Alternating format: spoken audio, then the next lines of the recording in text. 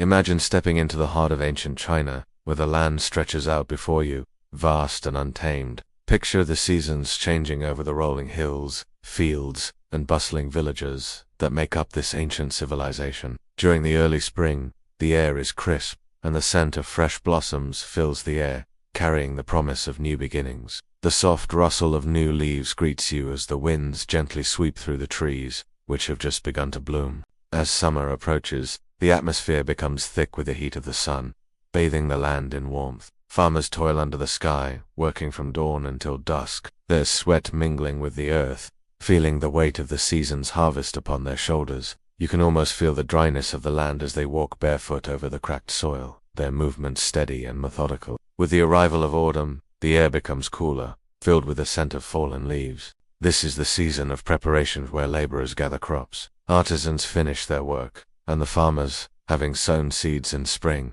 now reap their rewards. The golden hues of ripened fields and the orange glow of the setting sun cast long shadows across the earth, bringing a sense of peace and fulfillment. The season feels like a moment of calm before the harshness of winter. Then, winter comes, and the biting cold sweeps over the land. Snow falls softly, blanketing the fields, covering them in a serene layer of white. The wind howls through the mountains, creating an almost eerie silence as the land rests, preparing for the cycle to begin anew. The work slows, but the farmers, artisans, and laborers still prepare for the coming season, their lives driven by nature's rhythms, working in sync with the land and its cycles.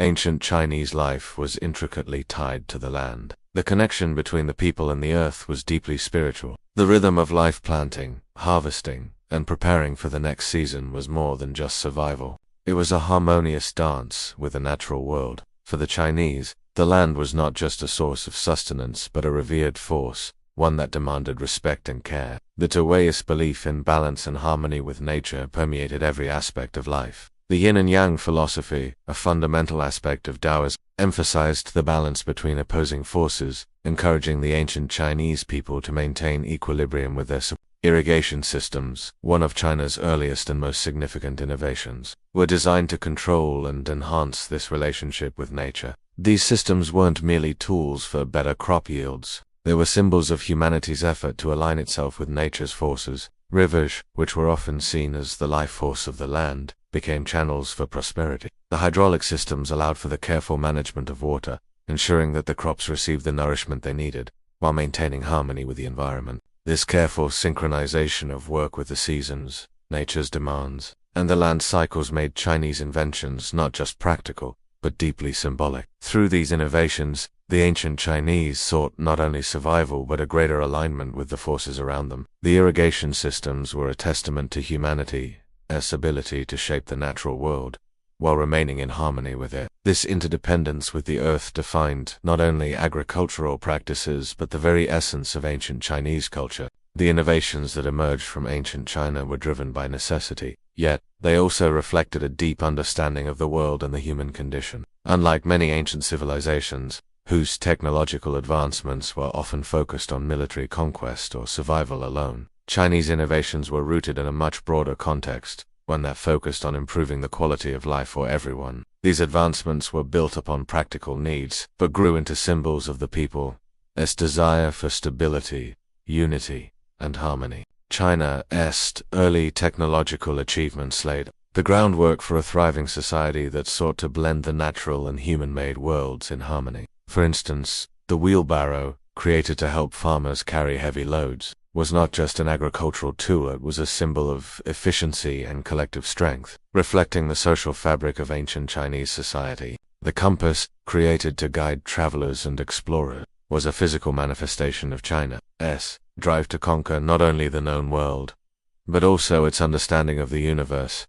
These inventions were more than functional. They were representations of the Chinese philosophy that underscored everything they did, a deep commitment to both practicality and balance. The Chinese believed that through the harmony between man-made innovation and nature, they could create a society where people lived in peace, prosperity, and understanding.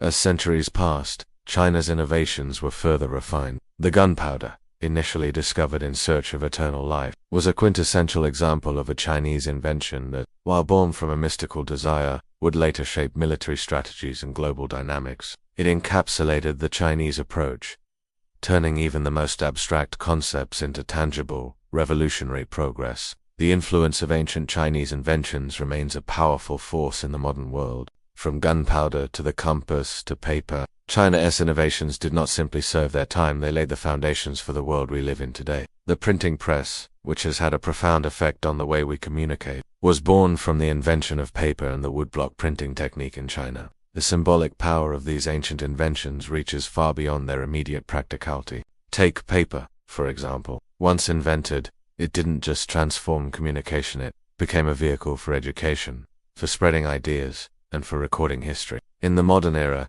it continues to serve as the fundamental medium for communication. The ancient act of writing, born in China, has transformed into the digital age of text, images, and videos that connect us worldwide. The legacy of gunpowder resonates in modern defense systems, as well as in the realms of technology, medicine, and even entertainment. Although its original purpose was destructive, gunpowder revolutionized numerous industries, propelling advances in mechanics, mining, and explosives. Today, it continues to shape everything from technology to pop culture, proving that even the most dangerous inventions can have far-reaching effects. China's modern role as a global power is deeply rooted in these ancient innovations. They not only shaped China's past but continue to influence its present and future. As China moves forward in the 21st century, the spirit of ancient ingenuity remains, from their advancements in technology to their leadership in global economic and scientific arenas. Looking at these ancient inventions, one cannot help but see the bridge they create between ancient and modern times. In every moment of modern life,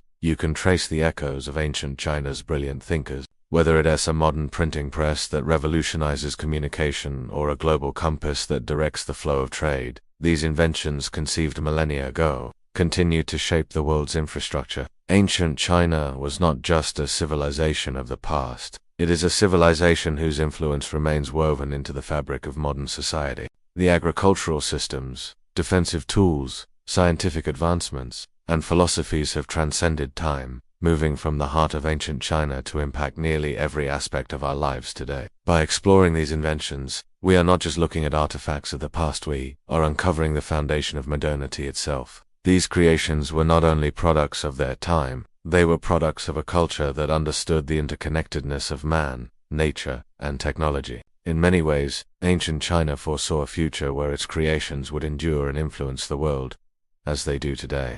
Imagine waking at the break of dawn. The sun, still low in the sky, casts long shadows over the vast fields stretching out before you. As a farmer in ancient China, your life is defined by the seasons, and today, as on most days, your work begins with the earth. You feel the warmth of the sun gradually growing as you walk through the fields, each step pressing into the soft, damp soil beneath your feet. The air is thick with the scent of fresh earth and damp grass, a fragrance that fills your senses as you take in the day's work. You grip the wooden handle of your iron plow, a marvel of invention that has made farming much easier. The iron plow's sharp blade digs into the earth, breaking through the compacted soil with ease. You can hear the rhythmic scrape of the plow as it moves through the field, pulling up rich soil that will soon be ready to plant. The iron plow allows for deeper, more efficient tilling compared to the old wooden plows, significantly improving crop yield. Your back aches, but there's satisfaction in the labor, as the land provides for you, your family,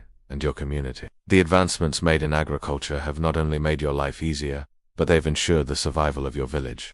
As you take a moment to catch your breath, you notice the irrigation channels running alongside your fields, built through the hard work of your ancestors. These water systems, which have been perfected over generations, ensure that your crops receive the water they need, even during dry periods. The gentle flow of water, accompanied by the chirping of distant birds, serves as a reminder that this land is more than just a place to work. It is part of the cycle of life and nature, a connection deeply embedded in Chinese philosophy and daily life. Your work, as a merchant, is far from the fields, but just as vital. As the day progresses, you prepare to open your stall in the bustling marketplace, where the air is filled with the chatter of voices, the clink of coins, and the rustling of fabric. You reach for your inventory list, neatly recorded on paper, an invention that has revolutionized commerce. The soft texture of the paper, once made from bamboo or silk, now provides a more efficient medium for keeping track of your goods and dealings. You can easily add to your lists, keeping an accurate record of your wares, and perhaps more importantly, the debts and payments owed to you. The invention of paper has not only made your life easier, it has also opened new pathways for communication. With ink, you send letters and messages to other merchants in distant towns, even across provinces, facilitating trade that once would have been impossible. You have a letter from a supplier in a neighboring city, informing you of the latest shipment of silk. As you read it, you marvel at how quickly information can travel. The paper and ink that now allow you to record and communicate are transforming your entire business practice, ensuring that goods can be moved more swiftly and efficiently than ever before. You also notice the compass hanging on your belt, another innovation from the skilled minds of ancient China. As you prepare to travel for trade, you know that this simple, yet brilliant, tool will guide you through uncharted lands, showing you the direction to follow when the path is uncertain. The compass, made from a piece of magnetic rock, was once used to determine the orientation of the Earth and the movement of the stars, but now it is used by people like you to navigate your way safely and efficiently. In the cool,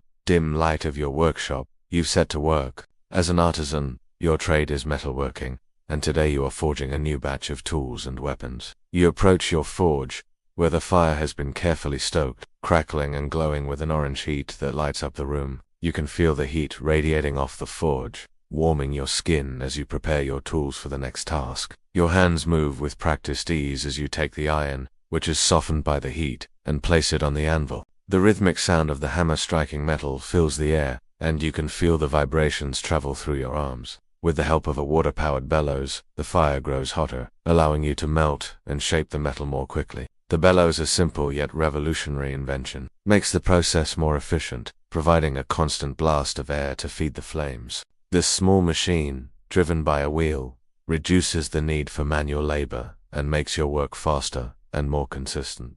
As the metal takes shape under your hammer, you think about the impact of your work. These tools, whether used for agriculture or defense, will play a critical role in ensuring the prosperity and security of your community. Your work is not just about crafting, it's about contributing to the strength and endurance of your people. The iron, the water-powered bellows, and the weapons you make will go on to serve soldiers in battle, farmers in the field, and families in their daily lives. Finally, imagine the life of a soldier tasked with defending the vast empire. Your armor, crafted from iron and reinforced with leather, gleams in the early morning sun as you prepare for the day. The weight of your iron sword and shield is familiar, and although the armor is heavy, it offers protection in a world where danger can arrive without warning. As a soldier, your role is pivotal in the defense of the empire. The iron weaponry you wield, made possible by the advanced metallurgy of ancient China, ensures that you are prepared to protect the land from invaders. These weapons are finely crafted,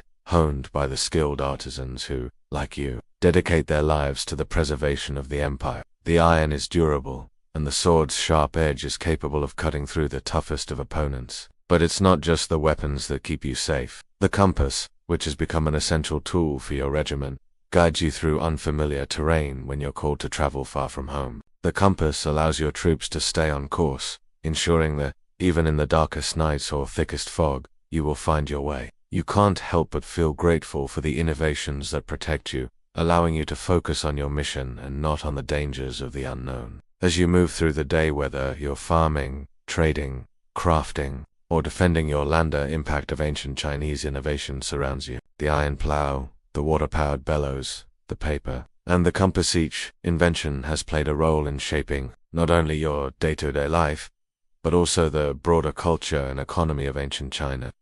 These innovations were born out of necessity but have grown to represent something much deeper. They are symbols of the resilience, ingenuity, and unity of the Chinese people, ingrained in the very fabric of society. Whether you're tilling the soil, trading in the marketplace, creating works of art, or standing guard on the front lines, the impact of these inventions is evident. They have transformed life in ways both visible and unseen, contributing to the growth and prosperity of one of the greatest civilizations the world has ever known.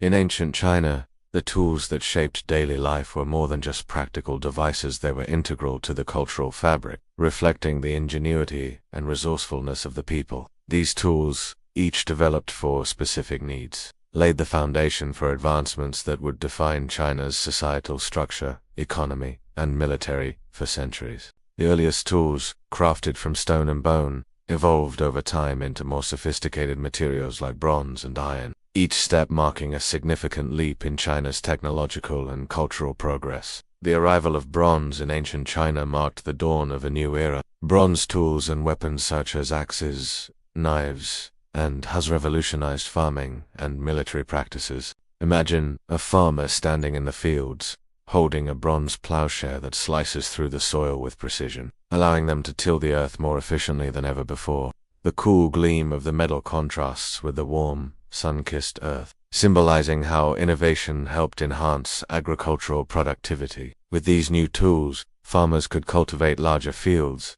ultimately increasing the harvests that sustained China's growing population. Military applications of bronze were equally transformative. The bronze sword was a weapon of power, prized by generals and warriors for its strength and sharpness. In battle, the gleaming bronze blade could cut through armor and flesh alike. The bronze spearheads and daggers allowed soldiers to fight with precision and effectiveness, leading to more organized and successful military campaigns. As China's territorial ambitions expanded, so too did the demand for effective weaponry, and bronze became synonymous with power and control. The bronze cauldrons, used in rituals, also symbolize the duality of this material, representing both strength and spiritual significance. These cauldrons were used to make offerings to the gods, demonstrating how technology and spirituality were intertwined in ancient Chinese society. As the ancient Chinese population grew and trade flourished, the wheelbarrow became a groundbreaking invention. By the Han Dynasty, the wheelbarrow was in full use, revolutionizing the way goods were moved across the country. This simple but incredibly effective device transformed laborers' lives by reducing the physical strain of carrying heavy materials.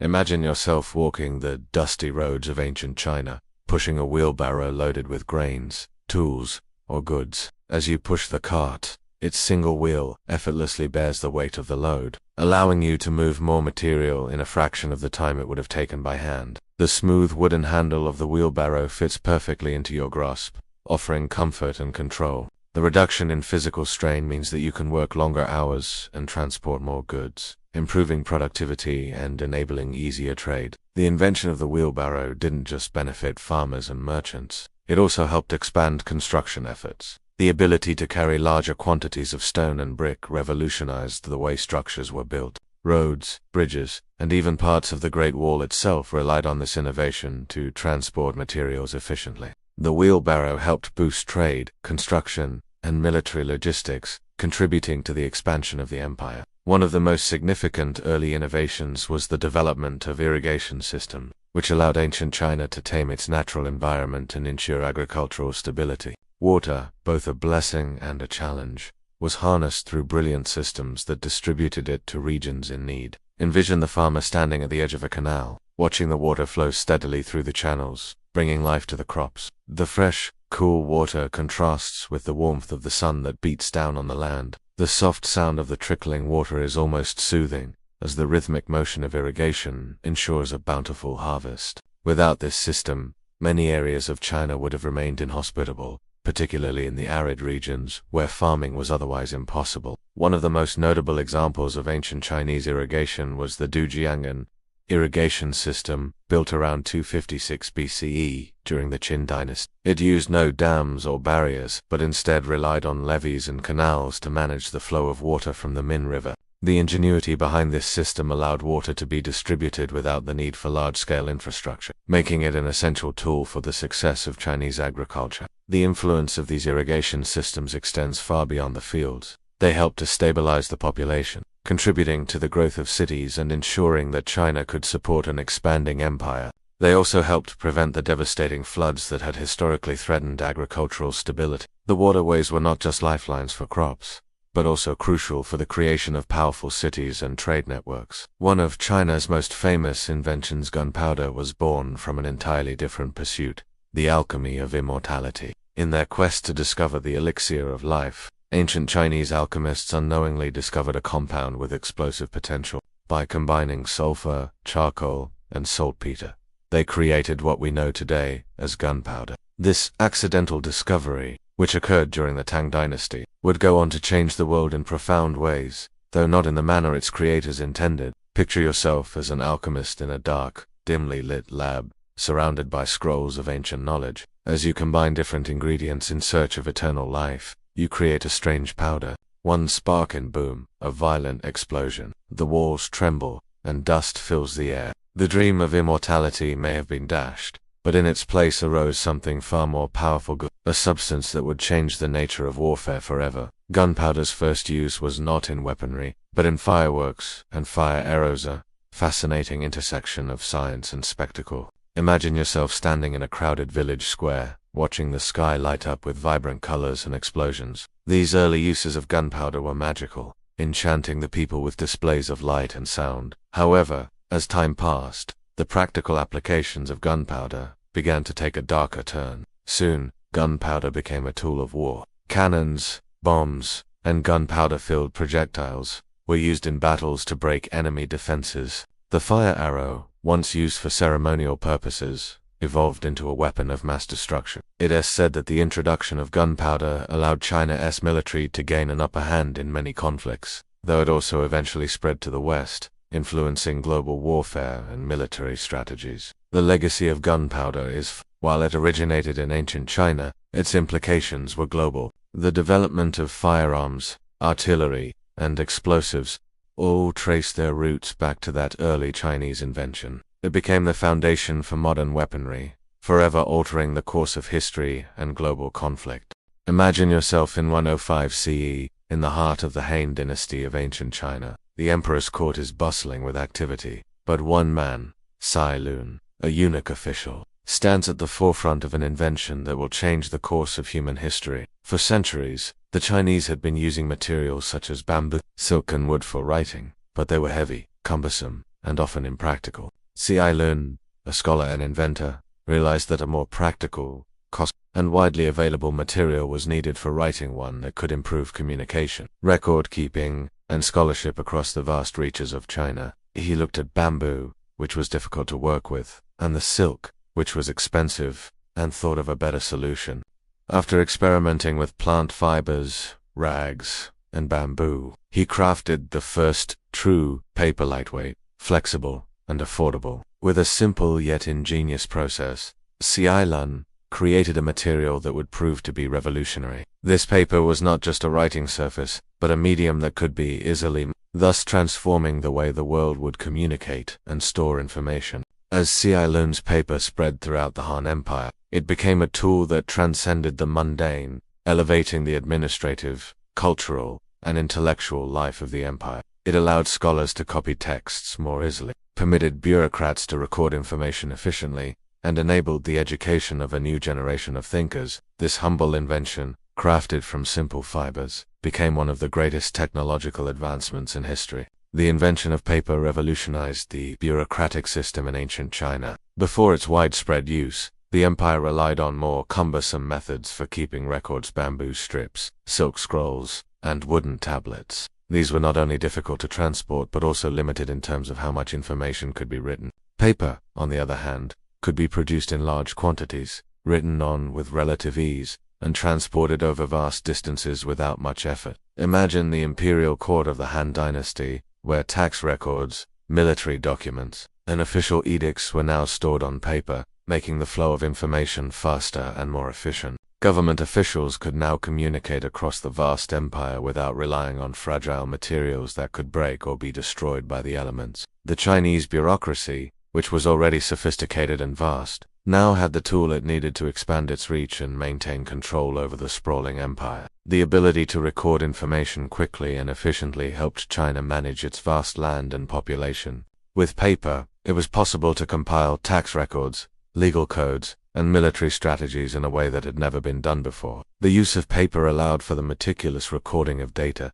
from land ownership to population censuses, laying the foundation for a level of administrative control that was unmatched in the ancient world. Paper was also essential for the development of governance. The ease with which it could be used for record-keeping allowed the Han dynasty to manage its empire more effectively than ever before. In fact, paper would continue to serve as the backbone of the Chinese government, remaining a primary medium for administrative and legal documentation for centuries to come. As Cai Lun's paper began to gain traction within the Han Empire, it wasn't long before its use spread along the Silk Road, the ancient network of trade routes that connected China to the Mediterranean, India, and beyond. The spread of paper to the west began in Central Asia, where traders and scholars encountered this new material and carried it with them as they moved through Persia and into the Arab world. With the spread of paper came a dramatic shift in the way knowledge was shared. In the Middle East, paper was adopted for administrative purposes and soon became central to the Islamic Golden Age.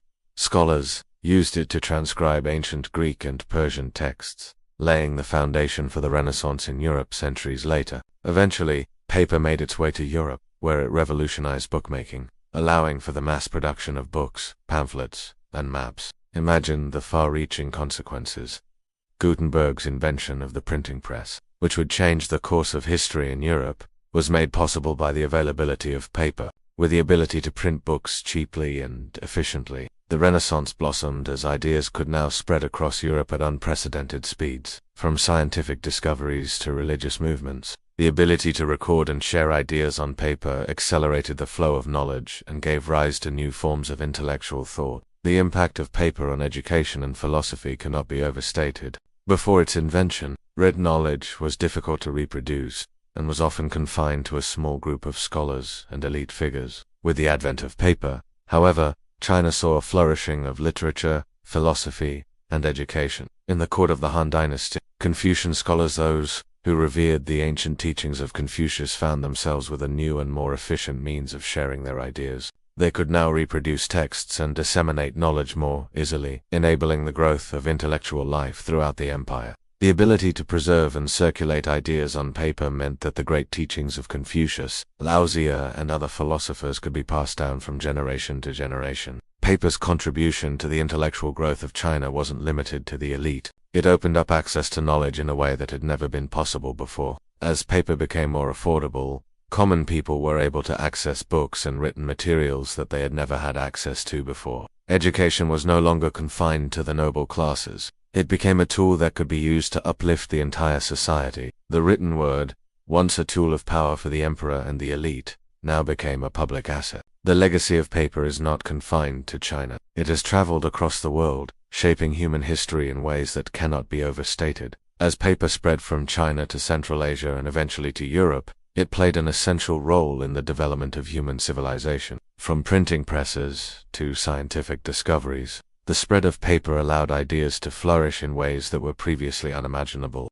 Picture the rise of global trade and communication as paper crossed borders, enabling the exchange of ideas across cultures and civilizations. The development of books, journals, and manuscripts facilitated the scientific revolution and helped launch the Renaissance. Paper's impact was not just limited to education and administration. It also played a central role in the preservation of knowledge and the recording of history.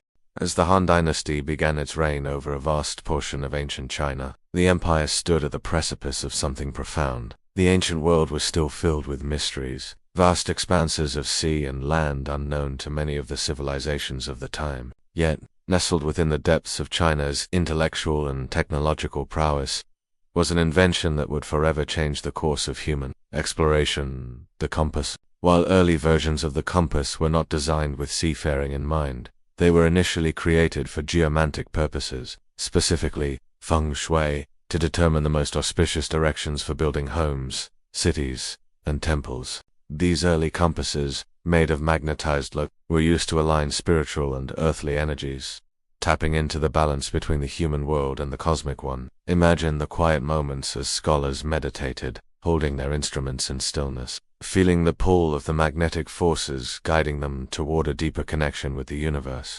It was only a matter of time before these geomantic compasses were adapted for more practical use. By the 2nd century BCE, scholars began to realize that the magnetic properties of the compass could be applied to more than just ceremonial matters. The realization was simple yet groundbreaking.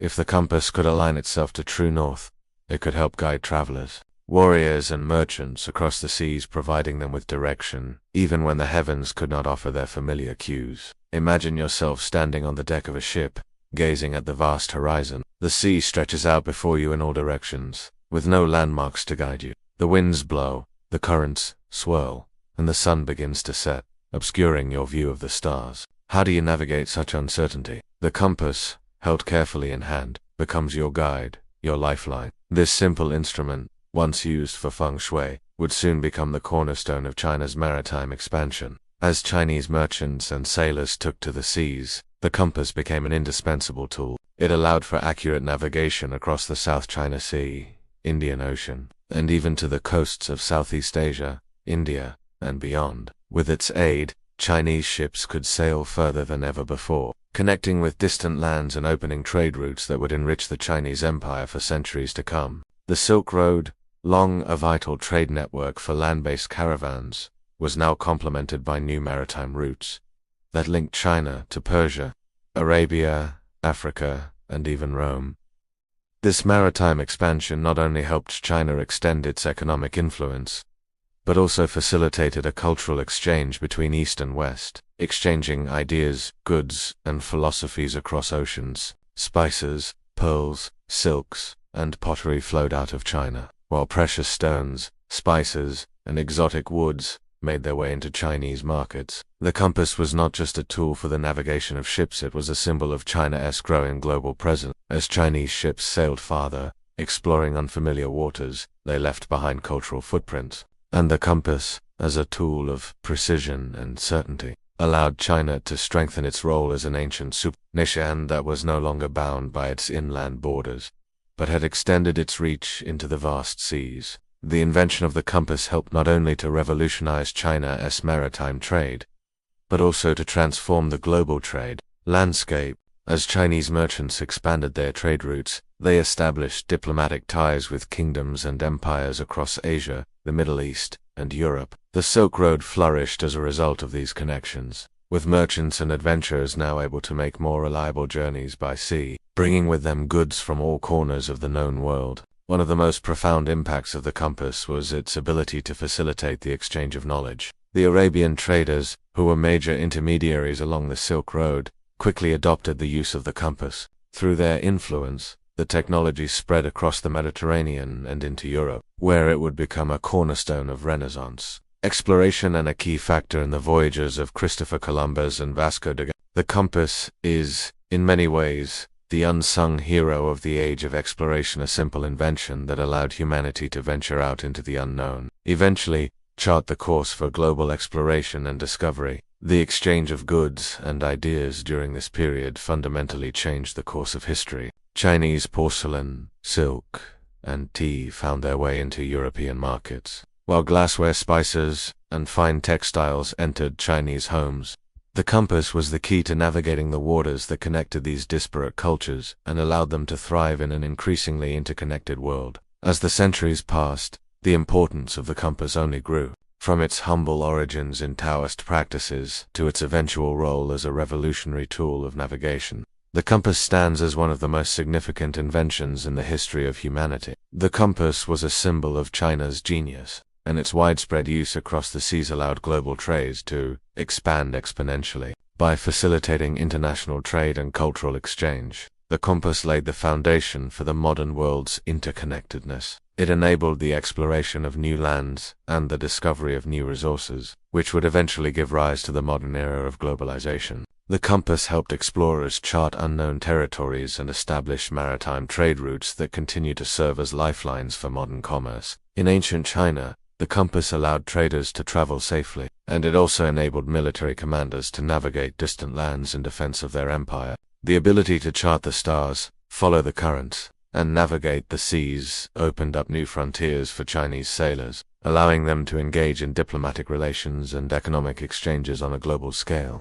The story of gunpowder, one of China's most influential and world-altering inventions, begins with an unintentional discovery. The origins of gunpowder can be traced back to the Tang dynasty, when Chinese alchemists were actively searching for the elixir of immortality through alchemical experimentation. These alchemists mixed sulfur, charcoal, and saltpeter in their laboratories, intending to create potions or elixirs that would grant eternal life. But instead of an immortality-inducing concoction, what they discovered was a volatile, combustible mixture that could explode upon ignition. Imagine the smoke-filled air, the sudden flash of light, and the crackling sound as the alchemists unknowingly unleashed a powerful new force. Their discovery didn't just stop at creating fire or explosions, it set in motion the creation of gunpowder, a substance that would revolutionize warfare and change the world forever. At first, gunpowder was used for rituals, creating firecrackers to ward off evil spirits and bring luck during festivals.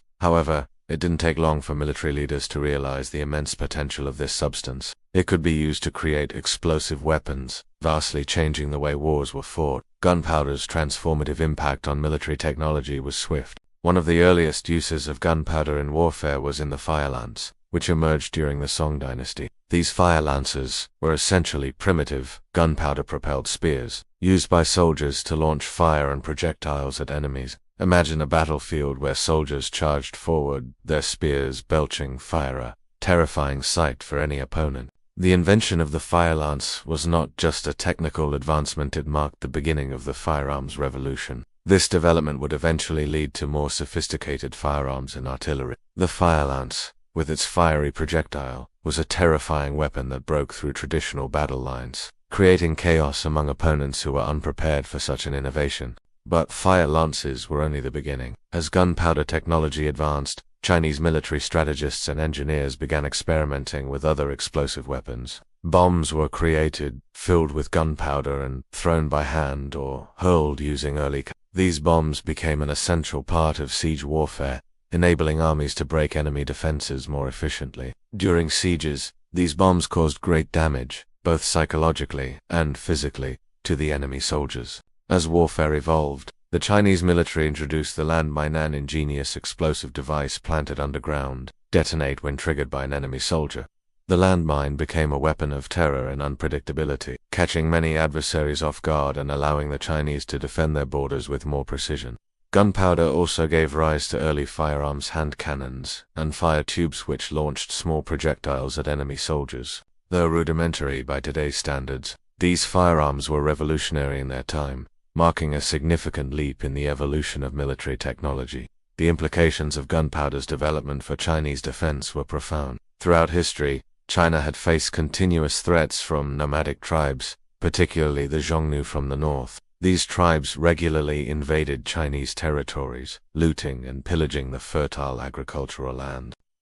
As the threat of northern invaders remained ever present, the Chinese rulers sought new ways to defend their empire. The Great Wall of China, which had been in existence for centuries, was revitalized with gunpowder-based weaponry. Fire arrows, explosive devices, and cannon-like weapons were stationed along the wall, transforming it into not just a physical barrier, but an active fortification capable of defending against powerful and unpredictable enemies. Gunpowder also became integral in the strategies of the military itself. While traditional weapons such as swords and spears were still heavily used, gunpowder-based weapons allowed armies to engage in long-range combat, dramatically altering battle tactics. During sieges, armies could launch explosive projectiles at enemy, weakening the opponent's defenses before the ground troops moved in for the final assault. In fact, the use of gunpowder was so effective that it began to shape the very way Chinese armies were trained and equipped. Infantry divisions were often equipped with fire lances and hand cannons,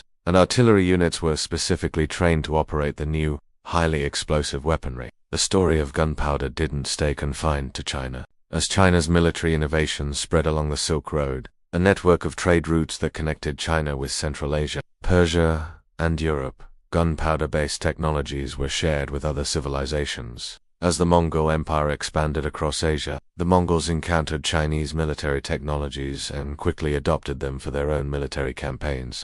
The Mongols used gunpowder and explosive devices in their invasions, spreading these innovations across Asia and into Europe. As they moved westward, they encountered Persia, the Byzantine Empire, and eventually the European powers, all of whom began to experiment with gunpowder for military purposes. In Europe, gunpowder would lead to the development of cannons, muskets, and firearms technology that would fundamentally change the nature of battle. As gunpowder traveled across continents, it altered the very nature of warfare. It was no longer just about swords and shields. Now, armies could destroy fortresses from afar, and soldiers could engage in fire-based combat, drastically shifting the dynamics of military confrontations. But the global implications of gunpowder went beyond military strategy. The ability to produce explosive weaponry and long-range artillery affected the balance of power between nations. influencing everything from political allegiances to the tactics used during major conflicts, such as the 30 Years' War and the colonization of the Americas.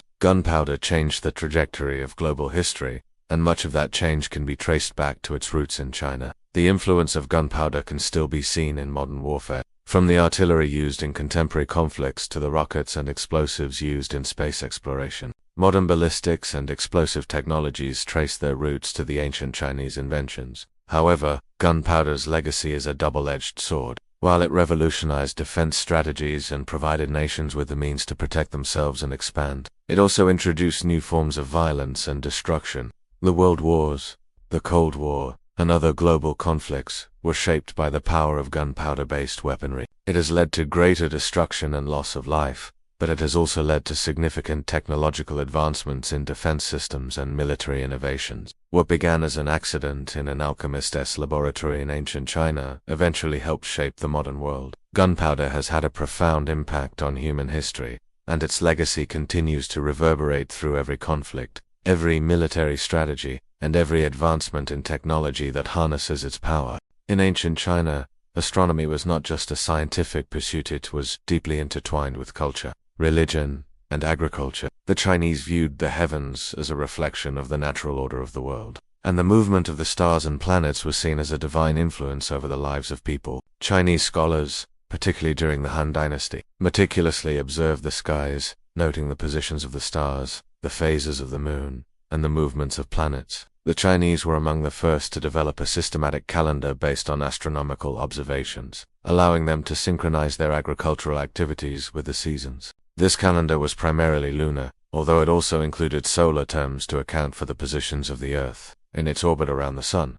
These solar terms divided the year into 24 segments, each representing a specific change in the climate or natural world, such as frost or the beginning of the harvest season. Imagine yourself as an ancient farmer. As the winter solstice approaches, you would have been aware that the cold weather was soon to end and that it was time to begin preparing the fields for planting. In the spring, when the calendar signaled the beginning of the first month, you would know that the time had come to sow seeds, trusting the rhythms of nature which had been tracked for centuries by careful observers of the skies. This synchronization between astronomy and agriculture allowed Chinese farmers to optimize their planting and harvesting schedules, improving crop yield and ensuring the survival of the people. The calendar's accuracy in predicting the seasonal changes was essential for the stability of the empire, as the agricultural output was directly linked to the health and prosperity of the population. While the celestial bodies guided the agricultural year, there were also significant developments in timekeeping devices that played an equally vital role in ancient China. One of the most remarkable inventions in this regard was the water clock. The Chinese first developed this timekeeping mechanism around the Zhou dynasty,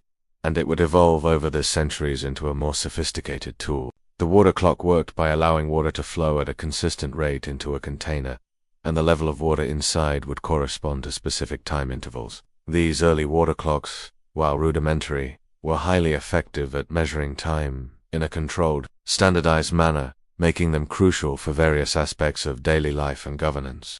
The precision of the water clock allowed officials to schedule activities and events, such as rituals, meetings, and military operations, with greater reliability. For the emperor and his court, control over time was not just a matter of practicality, it was symbolic. Timekeeping was directly linked to the emperor's divine authority, reflecting his ability to bring order to the cosmos and the human world. The emperor's palace, for example, was equipped with elaborate water clocks that rang out at regular intervals, marking the time of day, controlling when certain activities should take place, and even structuring the emperor's daily rituals. A ruler's ability to control the passage of time signified his control over the natural world and the cycle of life itself. By controlling time, the emperor embodied the central cosmic principle of harmonia, key tenet of Confucianism that ensured balance between the heavens, earth, and human society. In terms of governance, the accurate measurement of time also had practical implications. For instance, in the realm of administrative control, the use of timekeeping systems helped to establish precise schedules for taxation, military service, and even the delivery of messages. Imperial bureaucrats relied on these time systems to keep track of duties and taxation deadlines, ensuring the smooth functioning of the empire. As China's astronomy and timekeeping systems evolved, They became an essential part of the emperor's relationship with the cosmos. The emperor, often referred to as the Son of Heaven, was believed to have a divine connection to the universe. His control over time and the astronomical calendar was a direct reflection of his power to maintain cosmic and earthly harmony. The emperor's rituals were deeply tied to the alignment of the heavens, ensuring that the flow of time, as observed by the calendar, was respected in every facet of life. In imperial court life, the emperor's daily rituals were often tied to the rising and setting of the sun, the movements of the moon, and the seasons. Through the intricate methods of timekeeping, the emperor ensured that his rule reflected the natural order of the universe. One significant way in which timekeeping played a role in the emperor's governance was the regulation of agricultural activities. For instance, the spring plowing festival, where the emperor would ceremoniously plow the first furrow of the year, was meticulously planned, according to the lunar calendar, which had been developed with the assistance of Chinese astronomers. By aligning these ceremonies with astronomical events, the emperor reinforced his role as the intermediary between heaven and earth. In this way, the emperor's management of time had symbolic importance, demonstrating his divine right to rule while also maintaining harmony and balance within his realm. Astronomy and timekeeping in ancient China. A legacy of precision and innovation. As China developed increasingly sophisticated astronomical tools, including astrolabes and planetary models, these inventions reflected an ever-deepening understanding of the natural world. The advancement of timekeeping systems and the role of astronomy in the imperial court helped establish China as a leader in scientific knowledge during the ancient era. In modern times, the legacy of these innovations in astronomy and timekeeping remains evident. The Chinese calendar, with its interwoven lunar and solar elements, is still used today, and the scientific principles underlying these early inventions have influenced both traditional Chinese medicine and contemporary astronomical research. The water clock and other ancient timepieces served as the precursors to the more sophisticated mechanical clocks developed in Europe. While the Chinese understanding of time continues to influence global systems of timekeeping, whether through the precision of Chinese calendars or the implementation of time-based rituals, these early systems of measurement were not only technical feats, but also expressions of Chinese culture as deep respect for the rhythm of life and nature. The development of the Chinese calendar and timekeeping systems transcended mere practicality. They were deeply connected to the spiritual and political fabric of ancient China, representing the emperor's divine connection to the heavens and the earth. Through astronomy and time, the ancient Chinese were able to navigate their world with remarkable precision and order, from agriculture to governance to military strategy. As we move from this foundational understanding of time and astronomy in ancient China, we transition into the next segment, where we will explore the mysteries and archaeological discoveries that continue to illuminate these ancient innovations, as well as the cultural and societal impacts that these inventions have had throughout history. In ancient China, the development of innovations was not driven solely by necessity or desire for progress. These inventions were also shaped by the philosophical traditions that underpinned Chinese society. The two most influential schools of thought, Confucianism and Taoism, played pivotal roles in guiding the direction of these inventions, each offering a unique perspective on how technology should align with human needs and societal values. At the heart of Confucianism was the idea of order.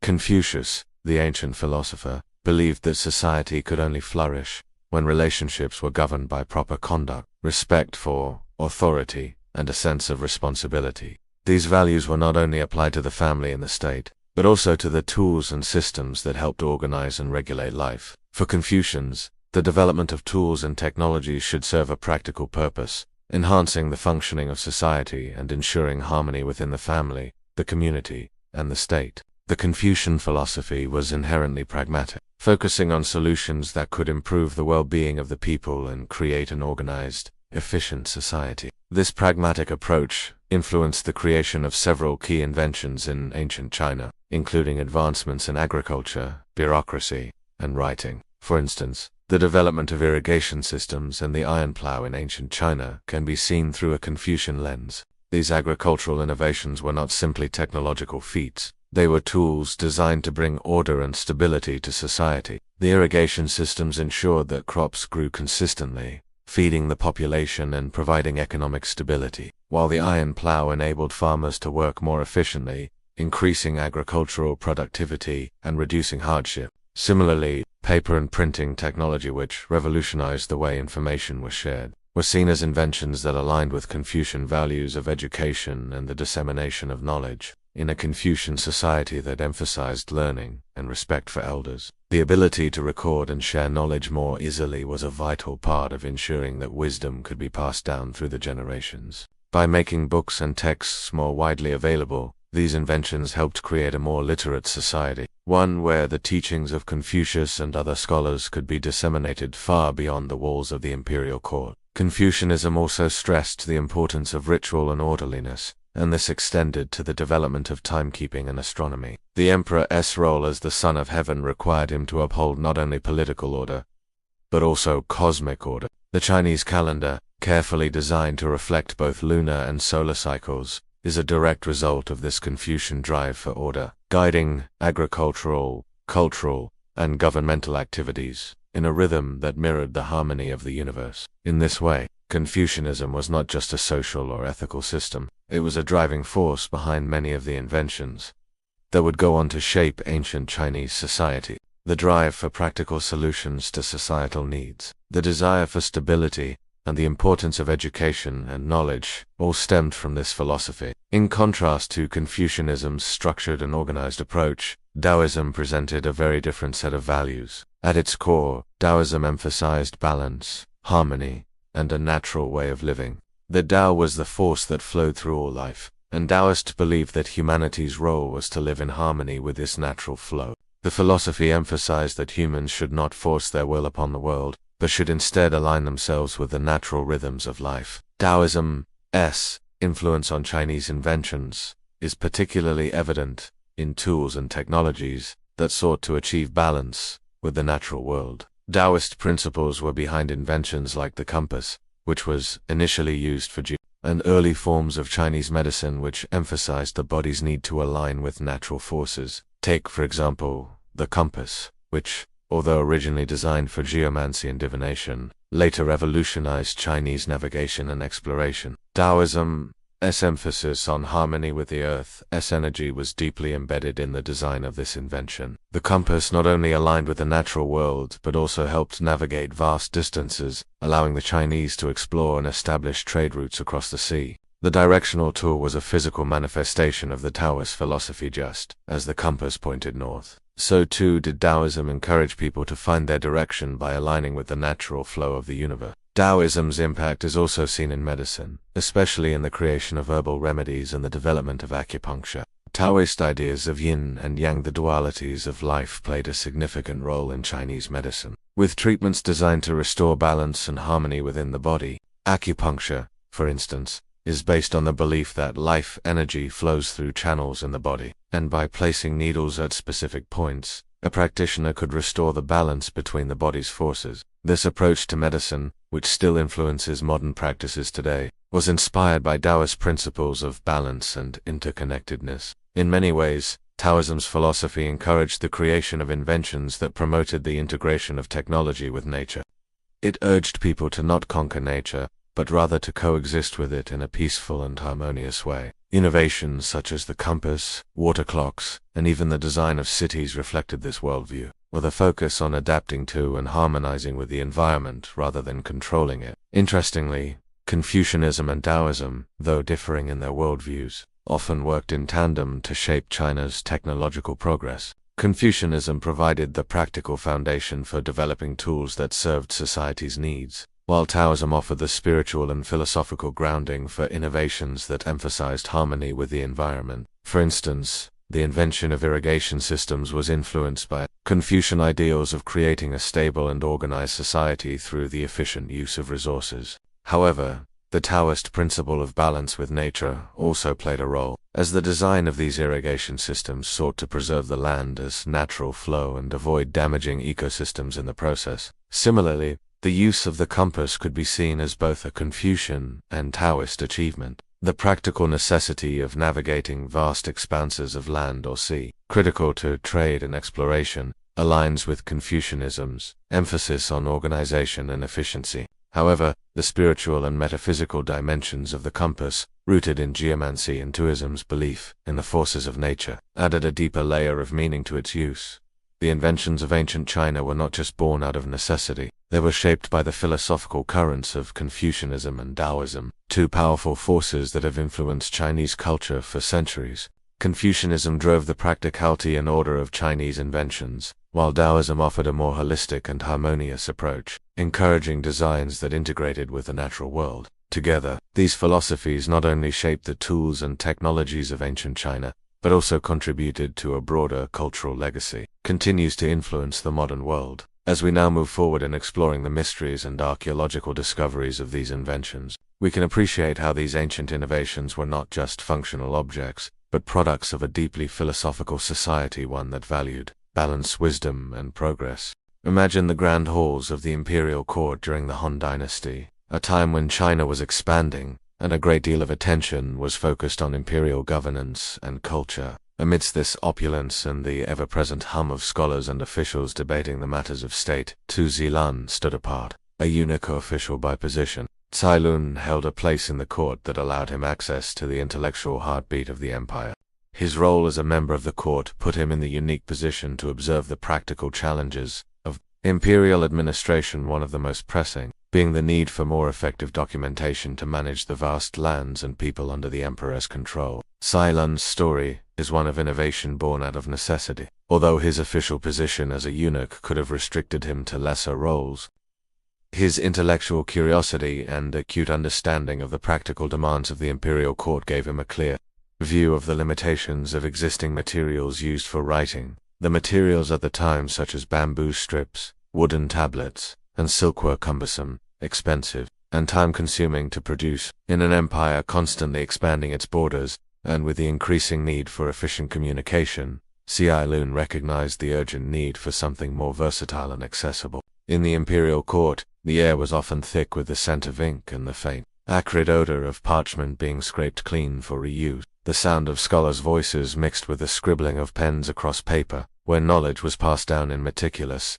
handwritten form. Cai Lun, as a figure working within the imperial bureaucracy, could hear the demands for better documentation systems echoing through the courts. He was well placed to act on this need, understanding that the efficiency of the empire could be improved with a new material that was both more cost-effective and easier to produce. The invention of paper would be his legacy, and it would transform China's approach to governance, education, and communication forever. The creation of paper began as an experimental process, a blending of various materials, textures, and methods that Cai Lun perfected over time. He drew from the materials already used in Chinese culture, experimenting with bamboo, hemp, rags, and silk, which were carefully ground into a pulp to make the fibers that would form the basis of his invention. Imagine the feel of the bamboo fibers as they were shredded, the fibers soft yet resilient to the touch, mixed with the hemp fibers, which added strength. The combination of these elements created a malleable, but sturdy base. Cai Lun's workshop was likely filled with the grinding sounds of stone against wood, where these natural materials were broken down and softened. The smell of damp rags mixed with the earthy scent of bamboo, as the fibers were blended into a pulp, and then pressed onto wooden frames to form sheets. The texture of the sheets that began to emerge was unlike anything before it. The smoothness of the sheets contrasted with the rough, rigid surfaces of bamboo or silk scrolls, and this new material felt far more practically easy to carry, store, and transport. Early paper was still relatively coarse, not the soft, refined paper we know today, but it represented a breakthrough in terms of accessibility and efficiency. Initially, Cai Lun faced several challenges in refining the paper-making process. One of the biggest difficulties was ensuring that the paper was strong enough to withstand the wear and tear of daily use. The early versions often buckled under pressure or wore thin too quickly. Through numerous iterations, Cai Lun and his team refined the process, experimenting with different mixtures of fibers and the amount of water used to soak the pulp. It was only after considerable trial and error that Cai Lun arrived at a practical, usable material that could be employed for everything from bureaucratic paperwork to literature. The impact of Cai Lun's invention cannot be overstated. Prior to the invention of paper, the primary materials used for writing were bamboo strips, silk, and wooden tablets, all of which were difficult to mass-produce and expensive to obtain. Bamboo strips, while durable, were cumbersome to write on and required careful cutting. Silk was far too expensive for everyday use, and wooden tablets, though somewhat practical, were heavy and not conducive to large-scale documentation. Paper, by contrast, was a revolutionary material. It allowed for mass production of written records and made documentation far more affordable and practical. The bureaucracy of the Han Dynasty, which was already growing in complexity, could now expand its reach in ways previously unimaginable. Government records, tax documents, and official communications could now be easily written, stored. The increasing centralization of the government, which required better record-keeping for administrative purposes, was greatly aided by the advent of paper. But perhaps most importantly, paper played a crucial role in the spread of knowledge and the proliferation of literacy. Thanks to paper, books could be more easily produced, and scholars could replicate texts far more quickly than before. The work of Confucian scholars, who valued education and intellectual discourse, was disseminated widely across the empire. Philosophical texts, histories, and governmental edicts were no longer confined to the elite few, but became accessible to a growing literate population. Paper allowed the imperial court to standardize communication and ensure that edicts and laws were disseminated throughout the empire. It also helped foster literary culture, with the creation of the first printed texts becoming an eventual milestone in Chinese history. The influence of T.I. Lun's paper was not limited to the elite or government, but began to trickle down to all levels of society, providing a means for common people to document their lives and communicate with one another. Ceylon's paper revolutionized not just China, but the entire world. While the Silk Road had been the primary trade route for centuries, it now facilitated the exchange of paper, the medium that would allow ideas, philosophies, and scientific discoveries to cross borders. As merchants, scholars, and travelers moved across Asia and Europe, they carried with them this invaluable invention. Beyond the borders of China, paper began to spread to the Islamic world, where it was further refined and used for everything from the copying of religious texts to the administration of empires. The Islamic Golden Age saw the establishment of libraries and universities that relied heavily on paper for knowledge transmission. From there, paper made its way to Europe, eventually influencing the printing revolution that sparked the Renaissance. Paper's influence continues to this day, as it remains at the core of global communication. From printed books to newspapers to digital documents, the very essence of information sharing across the world relies on paper. And Ceylon's initial innovation continues to influence modern societies. Even in the digital age, where electronic books and tablets have taken over much of the traditional media space, paper retains its importance. It's used in education, banking, art, and communication in ways that permeate our daily lives. T.I. Lun's paper is a reminder that sometimes the simplest inventions are the most profound. His work bridged to generations, providing a way for humanity to share knowledge and ideas that continue to shape the world today. What started as a practical necessity in the Han court has become a global standard and enduring symbol of progress, innovation, and the enduring desire of humankind to preserve knowledge.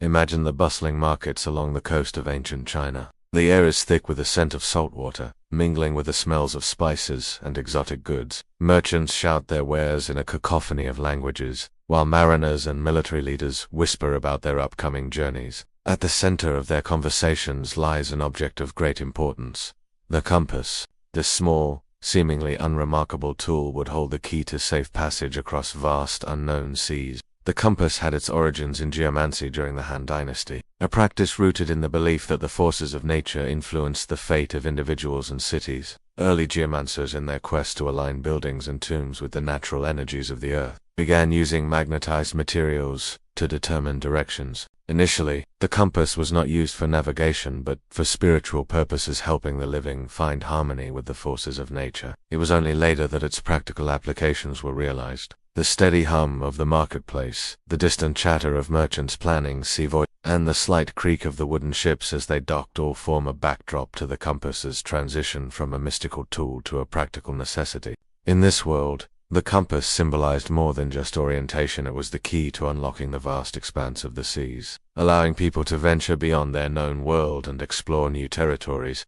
The invention of the compass was no accident. It grew out of a necessity for precise navigation, an art that became increasingly important as China's maritime trade expanded. The early compass was a simple device, created by using natural magnetic rocks, such as lodestones, that aligned themselves with the Earth's magnetic field. These rocks were placed in a container of water, where they would naturally orient themselves in a north-south direction. As knowledge and techniques evolved, the compass was refined into the familiar needle system we recognize today. Bronze and iron needles, magnetized by rubbing them against lodestones, would be suspended or floated in a dish of water, with the needle pointing north. This early version was rudimentary, but it provided a consistent and reliable way to determine direction. Imagine the first sailors who used this device at sea. The creak of the ship's wooden timbers as it cut through the waves, the smell of the salty sea air, the glistening water reflecting the pale sunlight, all of these sensations were enhanced by the confidence that the compass provided. As the sailors stood on the deck, feeling the ship rock gently beneath their feet, they could turn the compass in their hands and watch the needles settle, pointing them toward the north. It was an act of quiet certainty amidst the uncertainty of vast oceans, a small but crucial tool in the hands of those who sought to conquer the seas. The compass quickly became indispensable for the military and merchants alike. For the military, it allowed for more strategic movements, especially in naval warfare. For merchants, it opened up opportunities for long-distance trade along the maritime Silk Road, fostering a greater exchange of goods, ideas, and cultures across continents. The development of the compass enabled the expansion of China's maritime empire. As sailors relied on the device to find their way, the Chinese Navy embarked on significant explorations that would shape history. One of the most notable of these was the Zhang He expeditions of the early 15th century. Zhang He, a Muslim eunuch admiral, commanded a series of voyages that reached as far as East Africa, bringing back tribute and forging diplomatic relationships with distant kingdoms. These voyages were made possible in part by the compass, which allowed Zhang He's fleet to navigate unknown seas with greater precision. As the compass facilitated these voyages, it also helped cement China's naval dominance during the Ming Dynasty. The fleet grew larger, more advanced, and more capable of reaching distant shores. This expansion of China's maritime influence brought with it a wider exchange of goods, ideas, and cultures. Not only did the compass help merchants travel further than ever before, but it also allowed for more efficient naval defense, bolstering China's power along the coast. At the same time, the Silk Road, both overland and maritime, flourished. As Chinese merchants used the compass to reach distant lands, they brought with them valuable silk, porcelain, tea, and other luxury goods. In exchange, they received precious metals, spices, and knowledge from foreign lands. The compass, in a sense, became a bridge connecting east to west, facilitating not only trade but also cultural exchange between civilizations that had never before been in contact. The legacy of the compass extended far beyond the shores of China. As the compass technology spread through trade and cultural exchange, it had a profound effect on global exploration.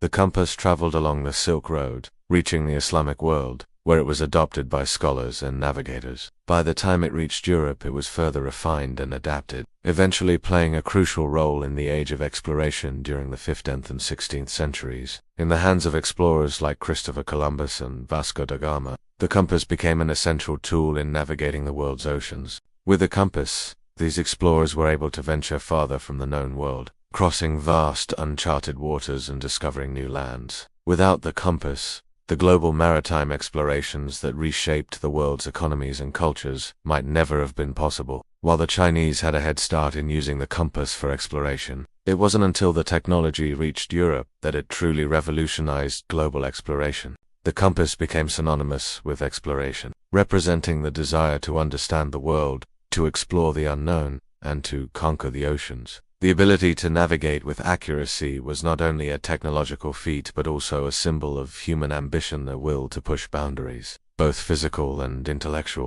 Today, the compass still serves as a symbol of navigation, not only in the literal sense, but also in the metaphorical sense of finding one's way in the world. From ancient mariners to modern adventure, the compass has guided those who seek to explore and understand the unknown, just as it did centuries ago.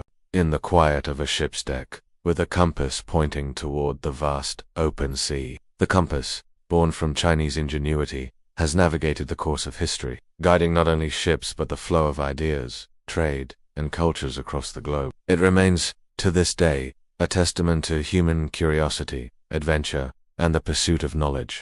In ancient China, the pursuit of immortality was not merely a fanciful dream but a serious endeavor. Alchemists, deeply immersed in the mystical arts, sought to create the elixir of life, a substance that would grant eternal youth and vitality. To accomplish this, They experimented with various minerals and herbs, attempting to unlock nature's hidden secrets. In their quest, they unknowingly discovered something far more dangerous and far-reaching. It was a process of trial and error, a search for a substance that could bring about life's transformation. In the midst of their experiments with saltpeter, sulfur, and charcoal, the alchemists accidentally created a volatile mixture that would forever alter the course of human history. The sound of the explosion, loud and terrifying, rippled through their labs, filled with smoke and the harsh, acrid scent of sulfur. The first fire lances crackled in the night, signaling not the dawn of immortality, but the birth of a new age of destruction. Imagine, if you will, the heavy scent of sulfur, sharp and pungent,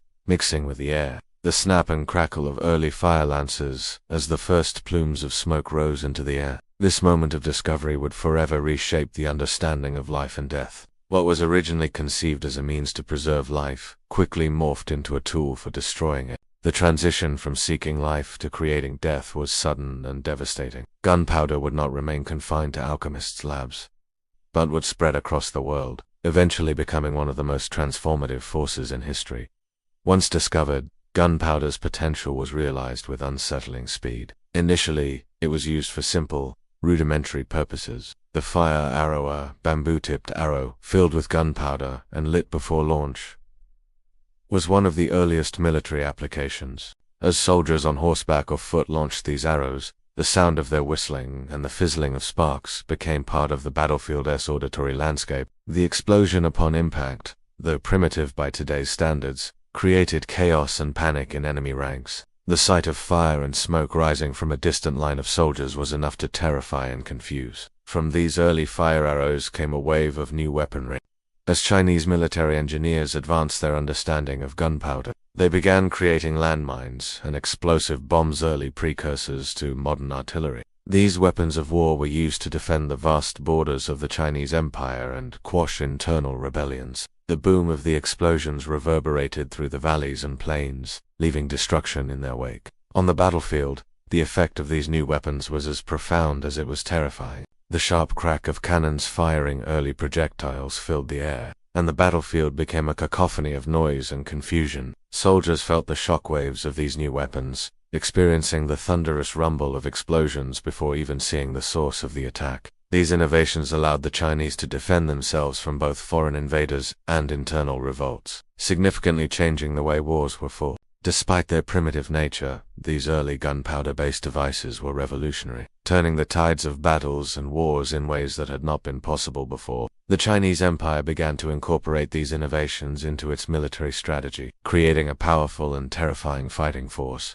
As gunpowder weapons began to spread throughout China, the entire landscape of warfare changed. For centuries, battles had been fought with swords, spears, and bows, but now, with gunpowder, the game had changed. Cannon fire, explosive bombs, and early firearms allowed armies to engage from longer distances, changing the dynamics of siege warfare and defensive strategy. Walls and fortifications, once deemed impenetrable, could now be breached with the thunderous force of gunpowder weapons. The impact of gunpowder was not limited to China. As the Mongols swept through Asia, they encountered Chinese gunpowder weaponry, which greatly enhanced their ability to conquer vast territories. The Mongols quickly adopted Chinese innovations, using gunpowder-based weapons in their conquests across the Middle East, Europe, and beyond. It wasn't long before gunpowder spread westward, reaching the Islamic world and eventually Europe, where it would have a profound effect on the course of history. As the centuries passed, the use of gunpowder continued to evolve. By the time of the Middle Ages in Europe, gunpowder had become a cornerstone of military tactics, fundamentally altering the way battles were fought. The introduction of gunpowder to the European battlefield would lead to the development of powerful cannons and firearms, which played a central role in the shaping of modern warfare. For the Chinese, gunpowder remained a cornerstone of military power. The Ming Dynasty, in particular, utilized gunpowder weapons to expand and protect their empire. From explosive rockets to cannonry, these weapons helped solidify the Ming's control over their borders and secure China's dominance in the region. The global impact of gunpowder cannot be overstated. Once it spread beyond China, it changed the nature of warfare forever. The military history of the Mongol Empire, Ottoman Empire, and European colonial expansion was marked by the adoption of gunpowder weapons. As these societies incorporated Chinese gunpowder technology into their own military strategies, the balance of power shifted. What had been confined to the borders of China soon became a powerful force felt across the globe. One of the most profound examples of gunpowder's influence is seen in Europe. The spread of gunpowder led to the development of the musket, pistols, and canonry, all of which had a lasting impact on warfare and international power dynamics. Gunpowder-based weapons allowed European nations to expand their empires, leading to colonialism and the establishment of new world orders. In addition to military impact, gunpowder also influenced the arts of war and governance. As the military became more reliant on firearms, the need for centralized control of military technology grew. This spurred the development of modern armies and centralized states, altering the political and social fabric of societies. As we reflect on the transformative impact of gunpowder, it is essential to recognize that its origins were as much a result of curiosity and the quest for immortality as they were of strategic military goals. What began as a search for eternal life evolved into a force capable of changing the very nature of warfare, and its legacy continues to shape the world we know today. The sizzle and crackle of early fire lancers, the boom of the first cannons, and the whistle of rockets in the night represent a turning point in human history, one that marked the transition from medieval combat to modern warfare. Through the unintended discovery of gunpowder, ancient China unlocked a force that would resonate across centuries and continents, changing not only the way wars were fought but the very course of human history. From the battlefield to the modern-day military, from ancient sieges to contemporary defense technologies, the legacy of gunpowder endures, and as it continues to evolve, its roots in ancient China remain a reminder of the intersection between science, curiosity. In ancient China, the relationship between philosophy and innovation was profound, especially when considering Confucianism, rooted deeply in the values of order, respect for authority, education, and the family unit. Confucian thought influenced nearly every aspect of Chinese society, including its technological and intellectual advancements. Confucius, the great philosopher, envisioned a society where each individual had a clear role to play, contributing to a harmonious and well-ordered society. Practicality and organization were at the heart of his ideas. This philosophy translated directly into the world of technological innovations. The civil service exam, which became an institution for selecting officials, was deeply influenced by the availability and development of paper and printing technology. The ability to record, standardize, and replicate written knowledge in books and texts meant that the examination system could be implemented on a large scale, enabling emperors to select capable officials based on merit,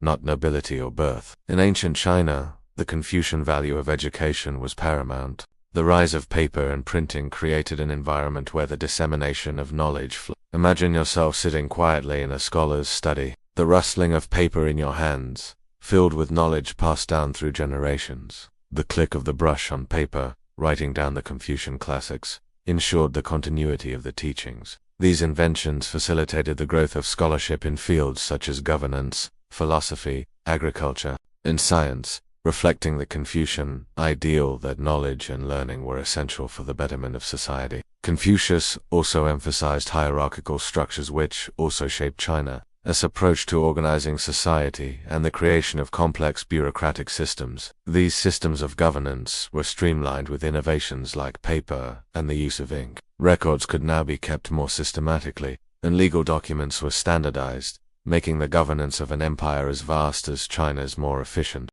Local officials would use paper scrolls and ink to record the names of farmers, their landholdings, taxes owed, and local grievances, ensuring the smooth functioning of the empire. One might imagine a silent court in ancient China, with officials writing down the names of those under their jurisdiction, referencing volumes of written Confucian texts to ensure that the actions of every subject, from the lowest farmer to the emperor himself, aligned with the moral teachings. The steady motion of a brushstroke on paper not only reflected a small moment of daily life, but also symbolized the careful organization and precise order that Confucianism advocated for. The Confucian emphasis on education and the maintenance of order directly influenced Chinese innovation. The civil service exam, based on Confucian ideals, could not have existed without the advancements in paper and the ability to print the Confucian classics. Without paper, the written word would have remained an elitist pursuit, unable to spread throughout society. Through Confucianism, education and bureaucratic meritocracy were not just philosophical ideals but also practical inventions that shaped the everyday lives of the Chinese people. While Confucianism focused on order and structure, Taoism sought balance, simplicity, and the understanding of the natural world. Taoism's philosophical roots, simplicity, and the flow of life, energy.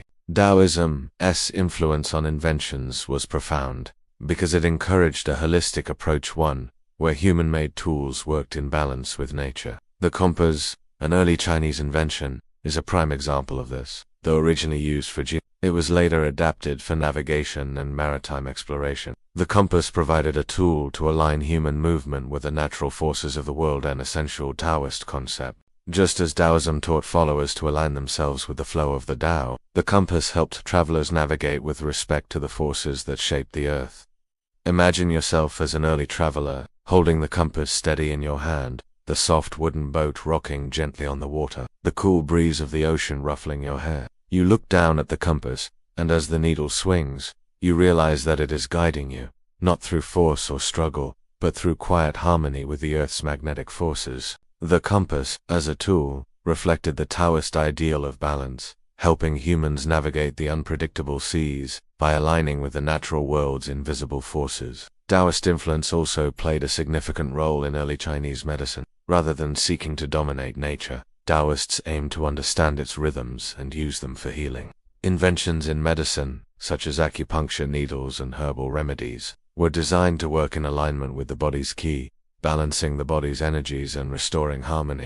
The delicate balance of needles used in acupuncture, the precision of their placement, was viewed not as a process of force but of restoring balance. The tools and techniques evolved with this philosophy in mind, focusing on healing the body by connecting it to the natural flow of energy. Picture a Taoist healer sitting in a meditative posture by the stream, listening to the rhythmic sounds of water flowing over stones as they prepare a medicinal brew of herbs. The simplicity of their surroundings and the natural elements around them were reflected in their medicine, both humble and effective. As they worked, they harmonized with the world around them, integrating nature and spirit into the healing process. In Taoist thinking, all things in the universe, including inventions, must follow the principle of wu wei, or effortless action. This principle is reflected in inventions like the wheelbarrow, a tool that relies on the least amount of effort for a maximum effect. A simple design, it enabled workers to transport heavy loads with less strain, mirroring the Taoist principle of effortless labor and the search for harmony with the natural world. Taoism's influence on invention was not about imposing human will over nature, but finding ways to work in tune with it. The inventions that arose from Taoist thought were designed to facilitate life without overpowering it. Whether through the gentle guidance of a compass or the healing touch of acupuncture, imagine yourself as a Taoist monk, sitting cross-legged near a flowing stream, the gentle rustle of leaves accompanying your thoughts. You ponder the balance that life demands nature. The sounds of birds chirping softly in the distance echo the serenity of your mind as you contemplate the connection between human creation and nature.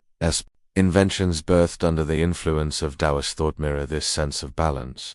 The compass, a tool that helps you find your way through nature's vastness. Acupuncture, where the needles puncture the skin, restoring qi through its gentle penetration, mirroring nature's own rhythms. You can almost feel the cool breeze across your skin, the faint fragrance of jasmine as you sit in stillness.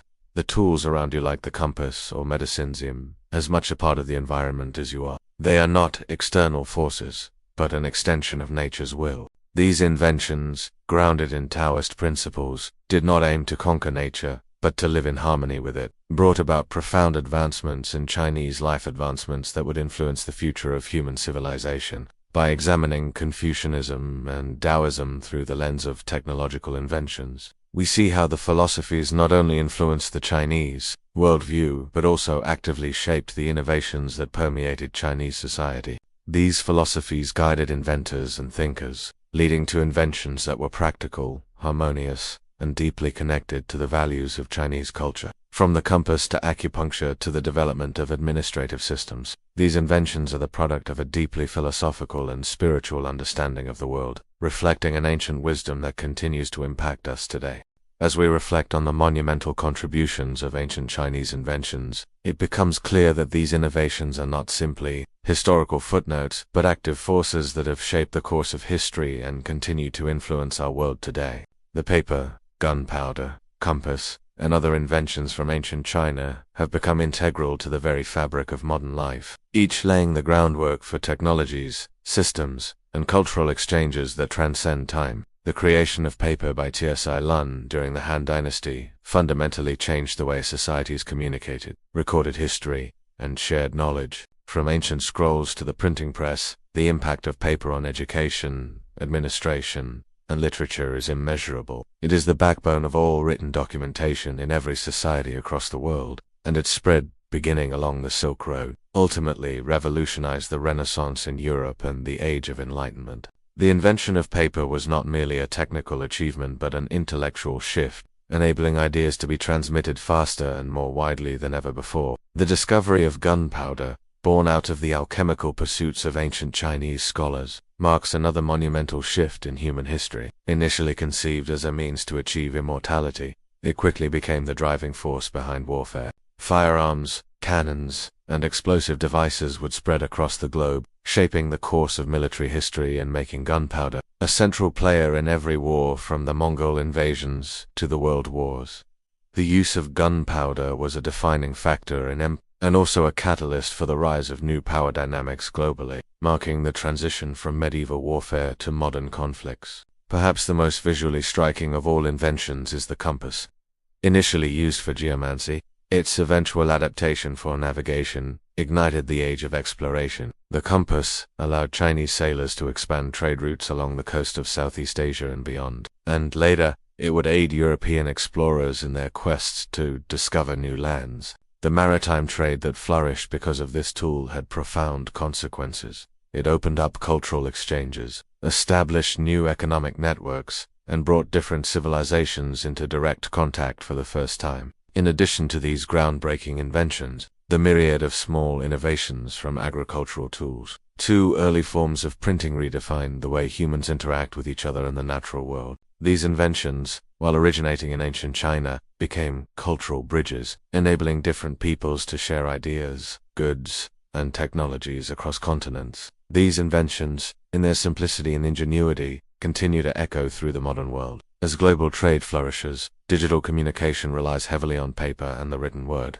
The very fabric of military technology, from the most advanced explosives to the basic functioning of warfare, stems from the ancient use of gunpowder. And in the world of navigation, airplanes and spacecraft continue to rely on compasses to guide them, just as sailors once used them to navigate the oceans. These inventions transcend their original contexts, evolving into technologies that shaped the modern world. When we look at these inventions through the lens of Chinese culture, it becomes evident that they were not born in isolation. They were shaped by and, in turn, helped shape the Chinese spirit, a spirit marked by perseverance, practicality, and a deep harmony with nature. The essence of Chinese philosophy rooted in Confucianism and Taoism influenced these innovations, with a focus on creating tools and systems that served practical needs. Confucian thought emphasizes education, order, and self-improvement, values reflected in the creation of paper for writing and record-keeping, ensuring knowledge could be passed on through generations. Similarly, Taoism's reverence for balance and harmony with nature is evident in the design of inventions like the compass, which aided sailors in aligning themselves with the natural forces of the earth.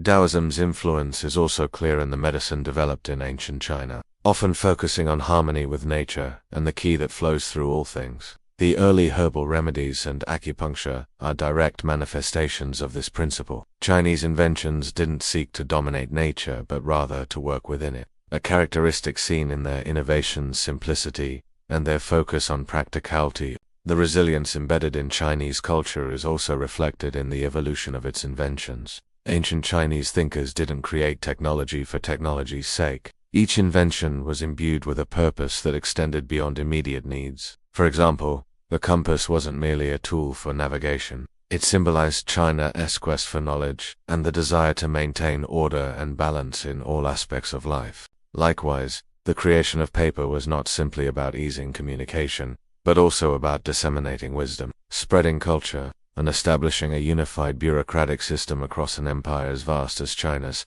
Even after the fall of the Qin dynasty, China's innovations continued to serve as a foundation for survival, guiding the Tamps and Song dynasties through periods of great upheaval. Through each dynasty's rise and fall, the core values of perseverance and practicality persisted, ensuring the lasting legacy of Chinese inventions. At the heart of these innovations lies the spirit of resilience. From the development of gunpowder to the spread of paper, these creations were the product of an undying belief in the possibility of progress, the desire for order, and the reverence for nature's harmony. These inventions were born out of necessity to solve real problems, and they continue to offer solutions to global challenges.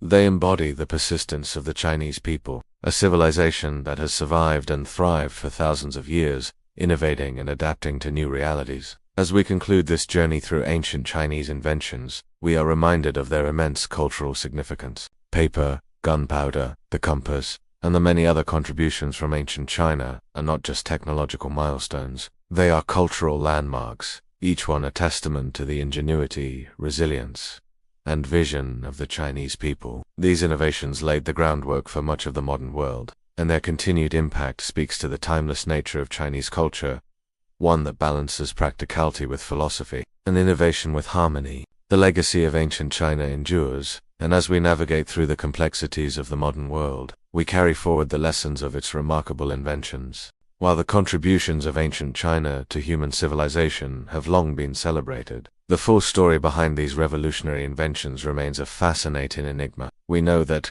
gunpowder, the compass, and paper were among the most transformative innovations in human history, but the journey of how these technologies emerged, the intellectual currents that shaped them, and the struggles behind their creation remain largely obscured by the sands of time. The legacies of these inventions are written in the fabric of the modern world, but much of their origins and the complex web of cultural, political, and intellectual forces that birthed them remain hidden, waiting to be uncovered. To understand the depths of these mysteries, imagine the thrill of discovering a long-forgotten manuscript in an ancient archive. It's ink-fading, but still legible. The document tells the story of a scholar or an alchemist whose experiments with fire, minerals, and mystical beliefs led to the creation of gunpowder. Picture standing in the ruins of an ancient tomb, with fragments of brass instruments or compasses unearthed from layers of earth. Their finely crafted edges, speaking of a time when such tools were not merely objects of function, but of profound philosophical and spiritual significance. Each discovery, whether it's an ancient scroll, a weathered part, or a forgotten workshop, offers a glimpse into a world of ingenuity that laid the foundation for technologies still in use today. This segment will take you on a journey into the forgotten realms of ancient China, uncovering how the walls of time have hidden fragments of history. While we know the incredible impact these inventions had on the world, we must also uncover the mysteries surrounding their origins. Who were the brilliant minds behind these discoveries? How did their society, full of intellectual richness and complex beliefs, influence the creation of such profound tools? What were the forces, both intellectual and material, that guided the creation of gunpowder, paper, and the compass? The journey into these mysteries begins with the understanding that much of the knowledge of early China was not simply buried in time, but was often lost due to a series of historical events. The ancient texts, which once detailed the earliest experiments with these technologies, were vulnerable to wars, fires, and floods. Bamboo slips and silk scrolls that once recorded the alchemists' quests for immortality or the first sightings of magnetic properties were destroyed, and many of their secrets disappeared into oblivion. As the centuries passed, much of China's intellectual history remained fragmentary, scattered in ruins and archives. However, through the modern lens of archaeology, linguistic studies, and historical reconstruction, fragments of these lost technologies are slowly being pieced together. It is like assembling a puzzle, where each new discovery adds a small piece to a much larger picture. For example, archaeological finds of charcoal deposit, ceramic pieces, and written records are revealing more about the early Chinese alchemists. While searching for immortality, accidentally stumbled upon gunpowder. These discoveries provide crucial insights into the materials, the method, and the processes that led to the creation of this world-changing substance. The invention of paper, for instance, is still a subject of study. While we know Cai Lun is credited with creating the first true paper around 105 CE, The methods used to produce paper from raw materials, like bamboo, silk, and rags, are still being explored through ancient manuscripts and tomb discoveries. This early form of paper revolutionized everything from education to bureaucracy, and it spread along the Silk Road, eventually brought it to Europe, where it laid the foundation for the spread of literacy. But how did Cai Lun and other early scholars develop such a profound method of communication from such humble materials? One of the reasons these inventions are so fascinating is the cultural context that shaped them. Ancient China, unlike many other ancient civilizations, had a unique approach to innovation and practicality. Influenced by philosophies like Confucianism and Taoism, the primary focus of Chinese philosophy was on balance, order, and practicality. These values are reflected in the technologies that were developed. The compass, for instance, was first used for geomancy and divination, but later found its way into navigation. This shift reflects the Taoist belief in harmony with the universe, guiding people not just in their spiritual practices, but in their physical journeys as well. Similarly, the development of gunpowder from the search for immortality serves as a stark reminder of the paradoxical nature of invention. The search for an elixir of life led to the creation of a substance that would change the way wars were fought and lead to the destruction of life. This duality, the interplay between creation and destruction, mirrors the tension between order and chaos found within Taoist thought. The inventions of paper and the printing press had an even more direct connection to Confucian ideals, as Confucius emphasized the importance of education and the dissemination of knowledge. The invention of paper provided a tool to record and spread texts from legal documents to philosophical treatises, allowing for the teachings of Confucius to be passed down through generations. Education and learning were seen as essential pillars of a well-ordered society, and paper made that possible on an unprecedented scale. As we uncover the secrets of the past, it's not just the technology that intrigues us, but the tools themselves. The compass, for example, is more than a navigational instrument. It reflects an early understanding of magnetism, which, at the time, was an almost mystical concept. The Chinese didn't just use the compass to navigate the seas, but also to guide their cities, using it to ensure that buildings were aligned with the natural forces of the earth. The simple yet profound act of using a magnetized needle to point to the north was, for the Chinese, as much about understanding the universe as it was about practical application. Similarly, the gunpowder weapons that were developed by the Chinese military during the Temsan Song dynasties weren't just groundbreaking in their use for warfare. They also marked a deeper understanding of alchemy and chemistry that would resonate in later centuries. By delving into the mysteries of these inventions, we uncover the dynamic relationship between the natural world, the human spirit, and the tools that have helped to shape our present. Whether it is the fragile beauty of a piece of ancient paper, or the explosive power of a fire lance, these tools are more than just objects. They are pieces of history that carry the soul of a civilization. Through the careful work of archaeologists, historians, and the mysteries of China's past continue to reveal themselves. Every discovery adds new layers to our understanding of the ancient world and the brilliant minds that shaped it. These stories, often hidden beneath the surface, help to illuminate not just the technical ingenuity of the ancient Chinese, but the deep philosophical, spiritual, and cultural principles that guided their inventions. The evolution of paper in ancient China is far more than a simple tale of ingenuity. It is a rich and multi-layered narrative that intertwines with the cultural, philosophical, and technological fabric of Chinese society. While the invention of paper is often attributed to Cai Lun in 105 CE, archaeological discoveries suggest that the origins of papermaking were part of a broader, long-standing tradition of writing and documentation that predated Cai Lun's standardized method. The Dunhuang Caves, a vast trove of ancient scrolls hidden for centuries, offer a window into early forms of paper that existed well before Cai Lun's time. These caves, located along the ancient Silk Road, are home to thousands of manuscripts, some of which date as far back as the Temsi dynasty and provide valuable evidence. Chinese writing evolved from more primitive materials like silk and bamboo strips. Early Dunhuang scrolls were painstakingly copied onto early paper, marking a transition from ancient materials to the more versatile and accessible form of paper that would eventually revolutionize record-keeping and communication in China. The Silk Road, a vital trade route connecting China to Central Asia, the Middle East, and Europe, was instrumental in spreading paper far beyond China. As the Silk Road thrived, so did the exchange of not only goods, but ideas. Paper's portability made it an ideal medium for communication, replacing bulky and expensive materials like bamboo strips and silk. Ancient Chinese traders and Buddhist monks, traveling along the Silk Road, brought with them the precious invention of paper, which spread to the Islamic caliphates, Byzantine Empire, and eventually Europe.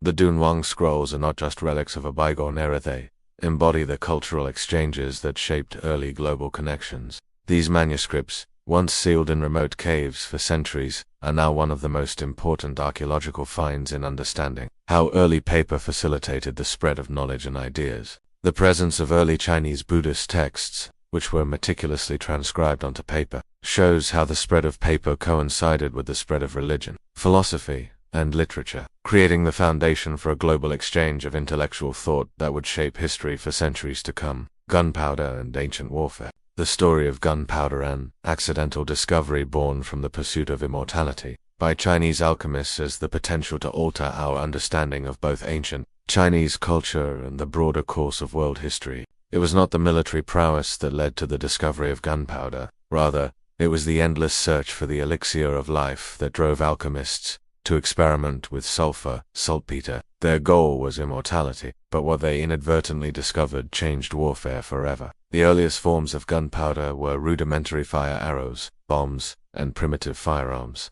Archaeological evidence of these early fire weapons can be found in ancient Chinese military tombs and in battlefield relics scattered across the region. The first cannons and bombs were simple, yet powerful, signaling the beginning of an era where explosive force would alter the very fabric of war. Yet, the history of gunpowder is still obscured by uncertainty, as many of the earliest written accounts and military treatises detailing its development were lost to time. One of the most fascinating archaeological discoveries linked to gunpowder is the tomb of the general located in Lyon, where ancient military devices such as cannons, fire lancers, and explosive mines have been uncovered. These artifacts show the sophistication with which Chinese military strategists incorporated gunpowder into both offensive and defensive strategies. Landmines, once used as a deterrent against invaders, reveal an understanding of psychological warfare. The noise and explosion would panic enemy troops, causing confusion and disarray before physical battle even began. The impact of gunpowder on warfare was transformative, not just within China but across the world. The Mongol invasions saw the use of Chinese gunpowder weapons, and as the Mongols and later European traders made their way along the Silk Road, the knowledge of gunpowder spread through Central Asia, eventually reaching Europe. The effects of gunpowder on European warfare during the Middle Ages and Renaissance are well documented, as it revolutionized weaponry and tactics on both the battlefield and in siege warfare. The true extent of gunpowder's influence on world history remains a subject of deep exploration. Every piece of evidence, every relic uncovered, offers new insight into how China altered the course of military history, creating a legacy that spans centuries and continents. Legacy of gunpowder and paper. Connecting the past to the present, the archaeological discoveries surrounding gunpowder and paper serve as a reminder that ancient China was a hub of technological innovation, much of which has shaped the modern world. As archaeologists continue to unearth these forgotten fragments of history, we gain a deeper understanding of how ancient Chinese inventions influenced not just the empire's rise and fall, but the trajectory of global civilization. Gunpowder, a symbol of destructive power, and paper, a symbol of knowledge and preservation, are two key inventions that helped China to influence the rest of the world. Each discovery, whether it's an ancient scroll from Dun or a landmine fragment found in the tomb of the general, reminds us that even the smallest details can unlock stories of resilience, power, and cultural exchange. These artifacts are not mere objects. They are the key to understanding how China's ancient innovations laid the foundation for the world we live in today. From military advancements that changed warfare to communication tools that allowed knowledge to spread, ancient China's contributions remain central to the development of modern technologies and cultural exchanges. As we continue to uncover these innovations through archaeological work, we not only piece together the history of China, but also come to appreciate the profound and lasting impact that these innovations have had on shaping the world across time. The compass stands as one of the most enduring and transformative inventions to emerge from ancient China, yet its origins are often misunderstood. Initially, the compass was not used for navigation but rather for an ancient practice that combined elements of spirituality, philosophy, and architecture. Geomancy involved the alignment of structures with the Earth's natural energies, a method rooted in the belief that the key of the world needed to be harmonized with human activities.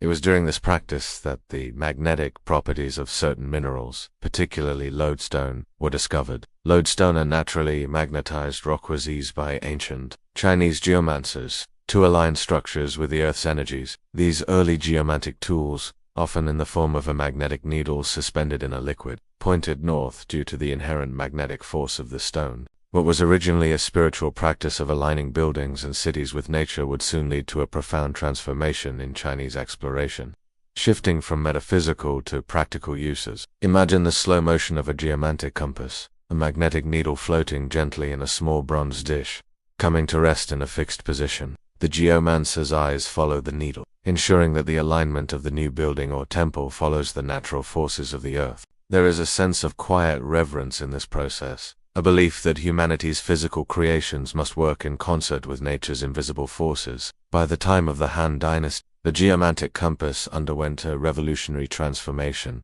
shifting from its metaphysical roots to practical navigation. This transition marks one of the most profound moments in ancient Chinese technological history. It wasn't just the material composition of the compass that changed, it was its very purpose. The compass, previously a tool for alignment, now became a means of orientation in an expanding world. The earliest known navigational compass was discovered in Xi'an, the ancient capital of China, dating back to the Han Dynasty. This early compass was relatively simple, consisting of a magnetic stone placed on a bronze plate inscribed with cardinal directions: north, south, east, and west. These basic principles of navigation, based on magnetic alignment, allowed travelers, merchants, and military commanders to orient themselves over vast, uncharted territory. The role of the compass here was invaluable, orienting human movement in a world of vast distances and uncertain territories. Imagine the early sailors whose hands gripped rough wooden ships, whose faces were weathered by salt and wind. As they set sail into the unknown,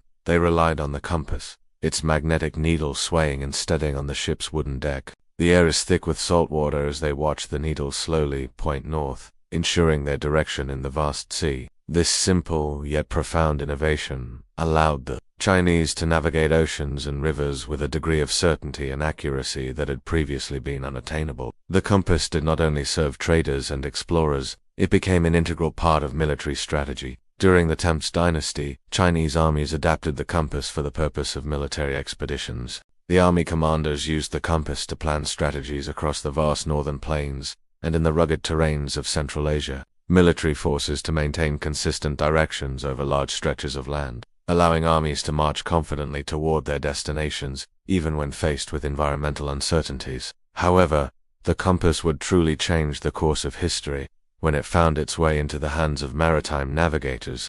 During the Song Dynasty, China's maritime explorations reached their height. Chinese sailors began using the compass to explore vast oceans, trade with Southeast Asia, and establish contacts with far-flung parts of the world. The Silk Road, previously limited to land routes, expanded to include maritime pathways. The compass played a significant role in these developments, providing Chinese navigators with the ability to chart long voyages, even when the sky was clouded over and the stars were hidden from view. The compass's influence cannot be overstated.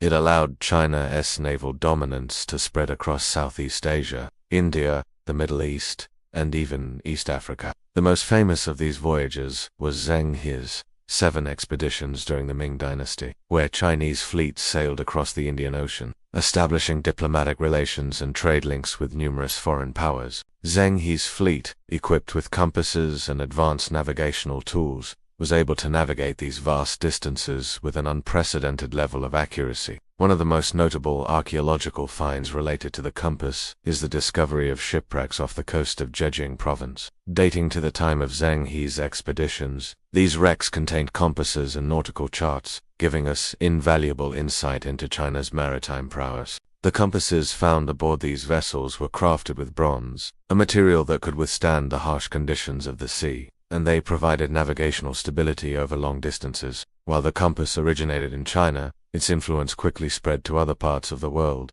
facilitating global exploration. As Chinese merchants and diplomats traveled along the maritime Silk Road, the compass became an integral part of their toolkit. Through trade and cultural exchange, the compass made its way westward, eventually reaching Europe by the late Middle Ages.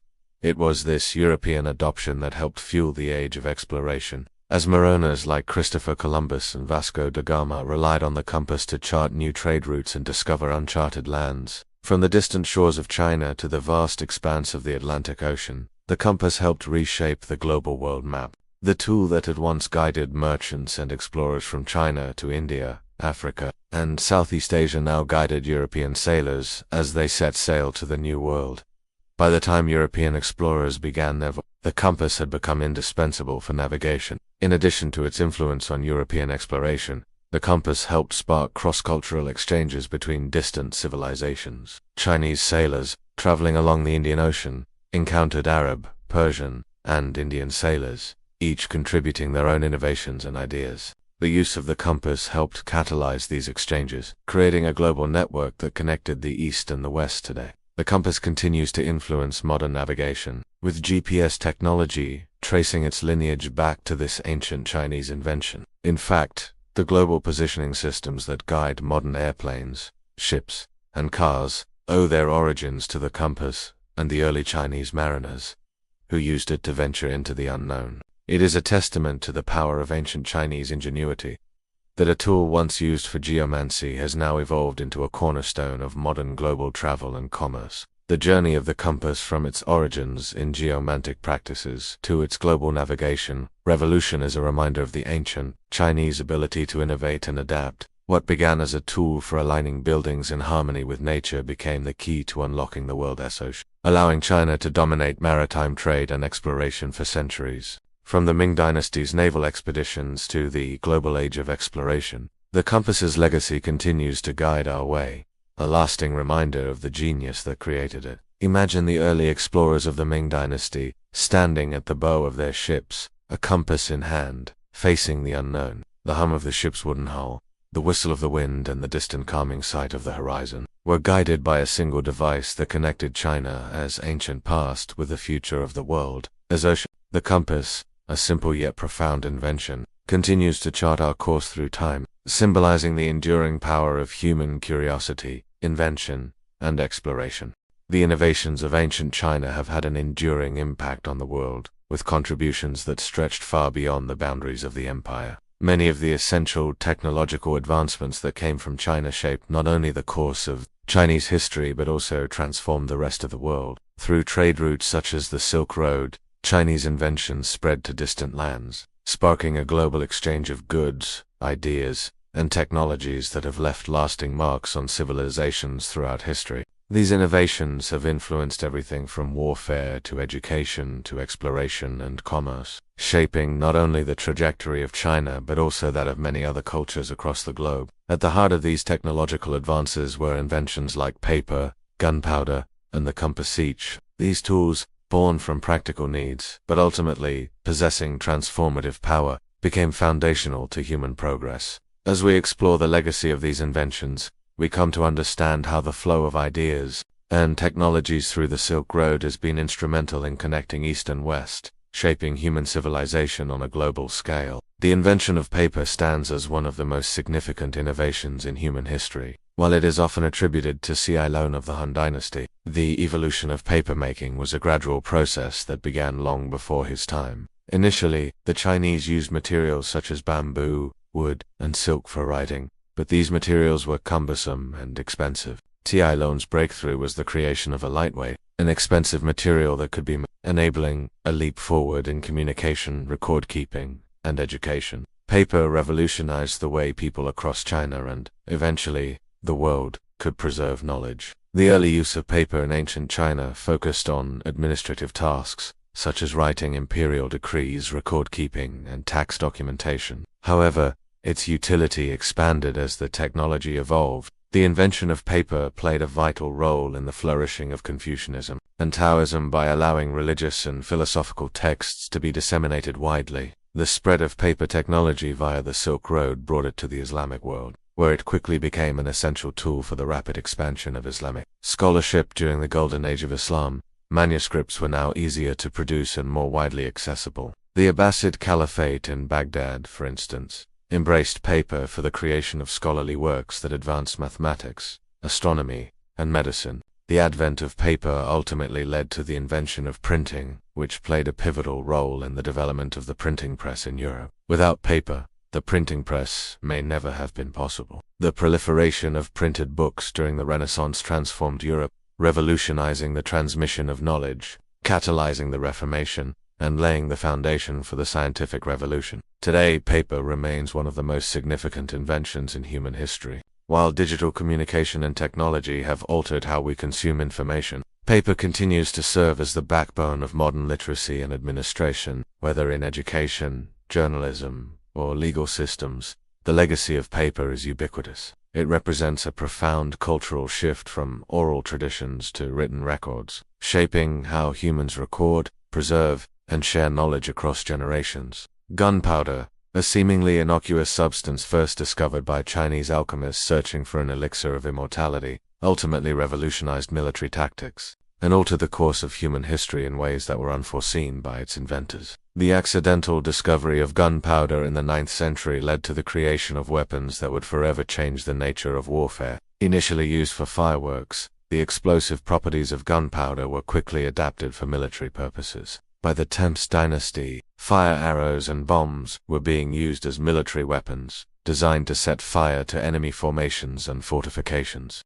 The Song dynasty further advanced the use of gunpowder, incorporating it into cannonballs, landmines, and early firearms. These early applications were rudimentary but set the stage for more advanced warfare technologies. Gunpowder enabled the Chinese to maintain their military superiority during the Mongol invasions, and the Ming dynasty used gunpowder in a variety of defenses, including cannons and other explosive devices. The Great Wall of China itself, though primarily a defensive barrier, was also reinforced by gunpowder weapons used in the defense against nomadic invaders. As with other Chinese innovations, gunpowder technology spread across Asia and to Europe along the Silk Road.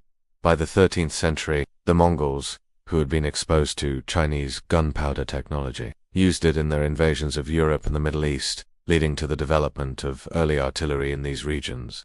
In Europe, gunpowder revolutionized warfare in the Middle Ages and Renaissance. By the time of the 30 Years' War, gunpowder artillery was central to European military strategies. Firearms and cannons reshaped the battlefield, allowing for larger-scale wars and the destruction of fortified cities.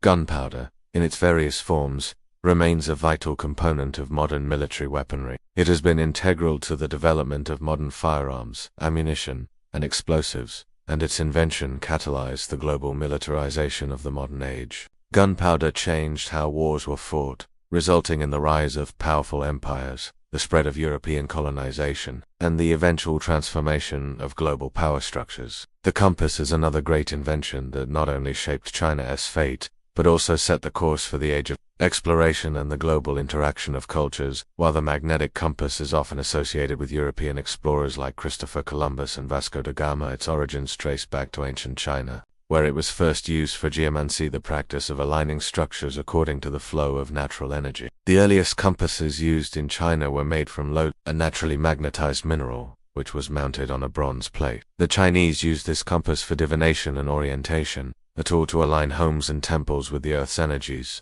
It wasn't until the Han dynasty that the compass was adapted for practical navigation, initially used for mariners and military expeditions. The compass revolutionized navigation, allowing Chinese merchants and naval expeditions to travel greater distances and explore unknown waters. During the Song dynasty, the compass became a critical tool for sailors traversing China's maritime trade routes, bringing silk, porcelain, and other goods to distant lands, especially in Southeast Asia. By the Ming dynasty, Zheng, his 7 voyages to the Indian Ocean were aided by the compass, making China a dominant maritime power and leading to significant exchanges of culture, knowledge, and goods. The compass allowed Chinese sailors to explore new lands and establish Chinese influence across Southeast Asia, East Africa, and the Middle East.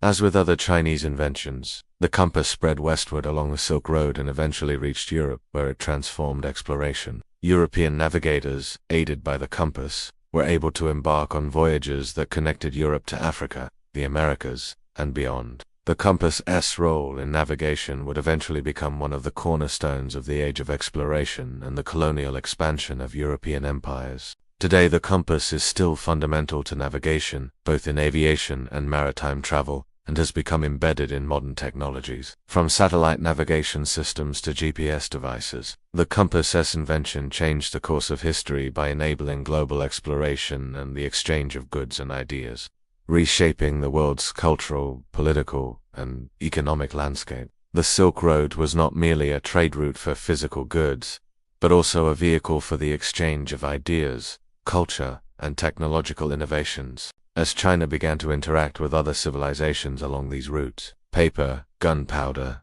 and the compass spread to far-flung lands, changing the course of history. Through the Silk Road, Chinese innovations made their way to the Middle East, India, Europe, and even Africa. The exchange of goods and knowledge along these routes facilitated the rise of great empires and the spread of world religions, such as Buddhism and Islam.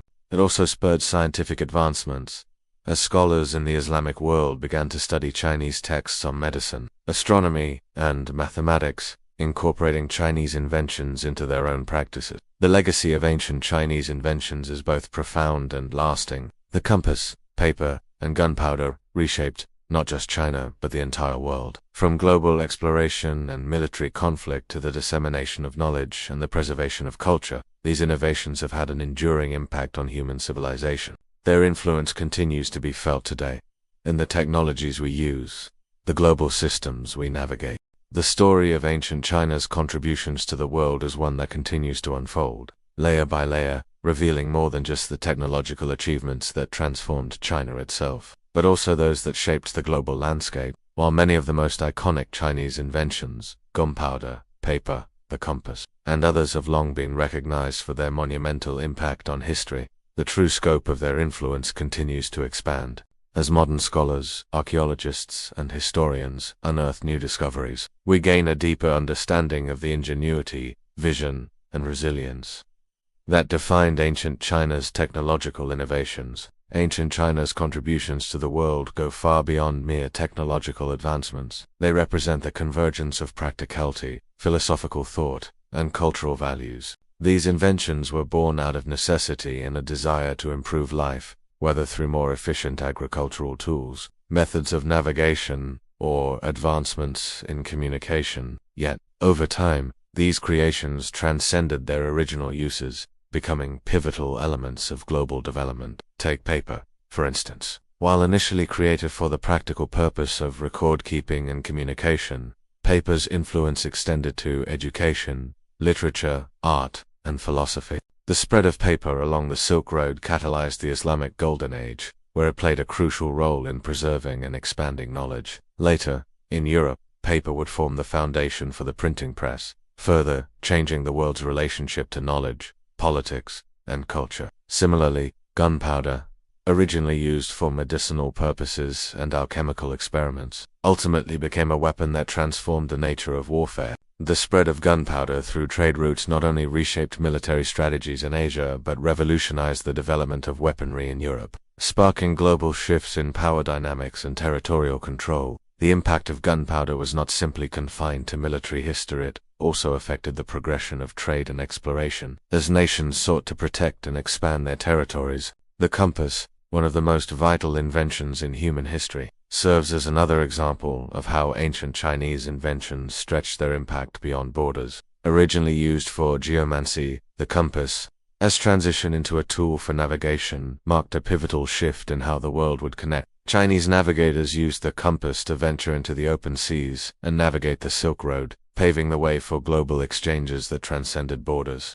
The invention of the compass contributed not only to maritime trade, but also to the eventual global age of exploration. Chinese sailors, such as those under the command of Zheng He during the Ming Dynasty, used the compass to cross vast oceans, influencing global trade routes and creating cultural exchanges that helped shape the modern world. As we trace the journey of these inventions through time, we see that they were not just technologies of their era. They were instruments of change, fostering an interconnected world. The compass eventually found its way to Europe, where it played an essential role in the expansion of Western empires. It marked the beginning of a new era in global navigation, allowing for further exploration of the Americas, Africa, and beyond. This technological transfer was made possible through the very trade routes that were originally enabled by China's mastery of the compass. The global dissemination of Chinese inventions didn't just transform technology, it reshaped the very fabric of societies across continents. The spread of these innovations not only facilitated trade and exploration, but also altered the course of history in ways that were far-reaching and profound. The Silk Road, the ancient trade network that connected China to the Mediterranean, became the conduit through which these innovations traveled, providing a foundation for cultural exchange, economic growth, and cross-cultural collaboration. The exchange was not only of goods, but also of ideas, philosophies, and technologies. As these inventions spread, they influenced Islamic civilization, which became the custodian of many ancient Chinese innovations, such as paper and gunpowder. The influence of Chinese gunpowder, for instance, reached the Islamic empires, where it was incorporated into the military technology that later shaped the Western world's approach to warfare. The same can be said for printing technology, which evolved from the early methods used in China and influenced the development of the printing press in Europe.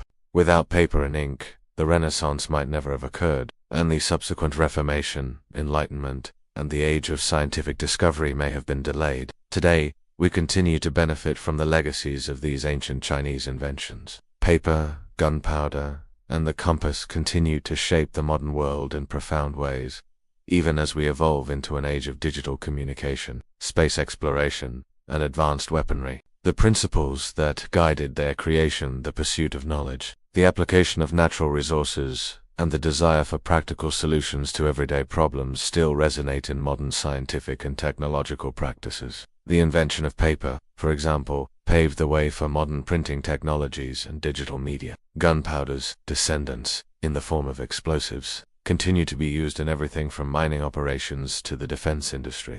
Meanwhile, the compass remains a foundational technology for navigation, influencing everything from modern GPS systems to space exploration. These inventions, although ancient, continue to shape the way we interact with the world and how we perceive ourselves as a global society. Despite the profound understanding we have gained of these inventions, many aspects of their histories remain hidden in the past. Scholars and archaeologists continue to uncover fragments of ancient Chinese texts, artifacts and manuscripts that shed new light on the origins and uses of these technologies. The deeper we dig, the more we uncover about the ingenuity and creativity that were central to the development of these inventions. We can only imagine what other ancient discoveries lie buried beneath the sands of time, waiting to be unearthed. Perhaps new archaeological findings will unlock the secrets of additional ancient Chinese technologies that we are only beginning to understand. Each discovery builds on the last, deepening our appreciation of ancient China's influence on the world, and reminding us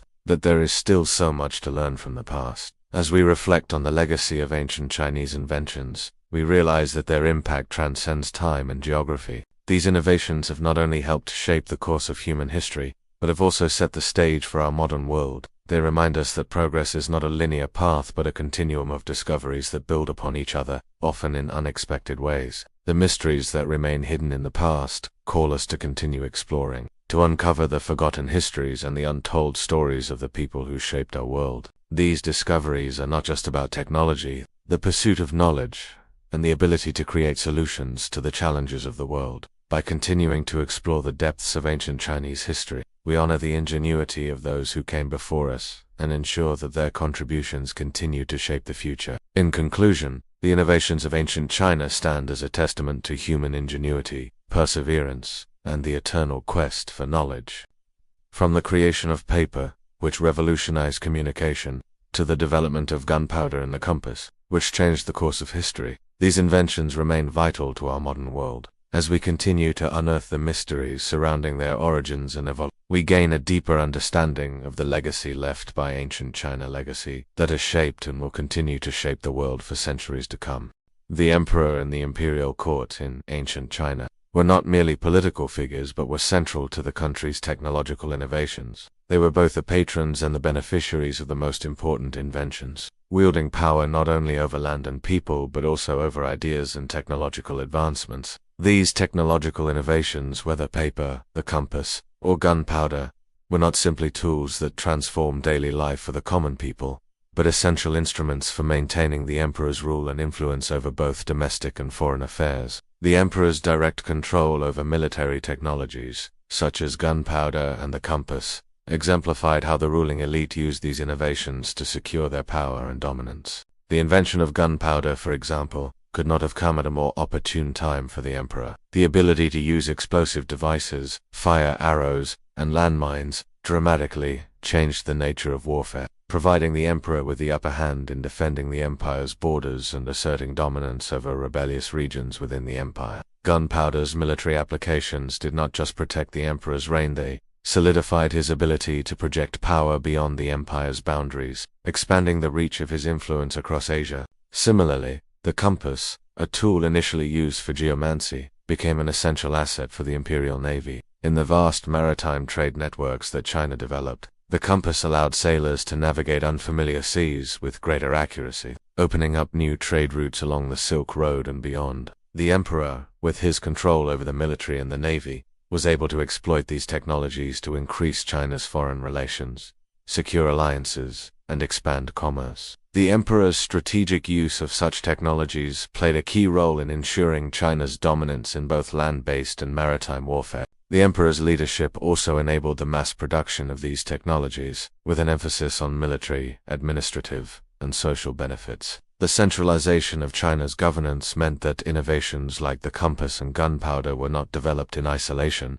but were backed by state resources, expertise, and power. The emperor's role in this process was to bring together skilled craftsmen, military strategists, and scholars to push the boundaries of what was possible and ensure the widespread application of these new tools. The centralized structure of the Chinese state under the emperors of the Qin and Han dynasties created an environment ripe for technological advancement. With the emperor holding absolute power, the state could direct resources toward innovations that would serve imperial goals. Unlike decentralized kingdoms where innovations might emerge sporadically, the centralized nature of China's bureaucracy meant that technological developments were carefully planned and systematically implemented. For example, the invention of paper pushed forward by the bureaucratic needs of the Han dynasty was not just about creating a new medium for writing, but about creating an efficient way to manage the empire. Before the invention of paper, records were kept on expensive materials like bamboo, silk, or animal skins, which were not only hard to produce but difficult to store and transport. Paper,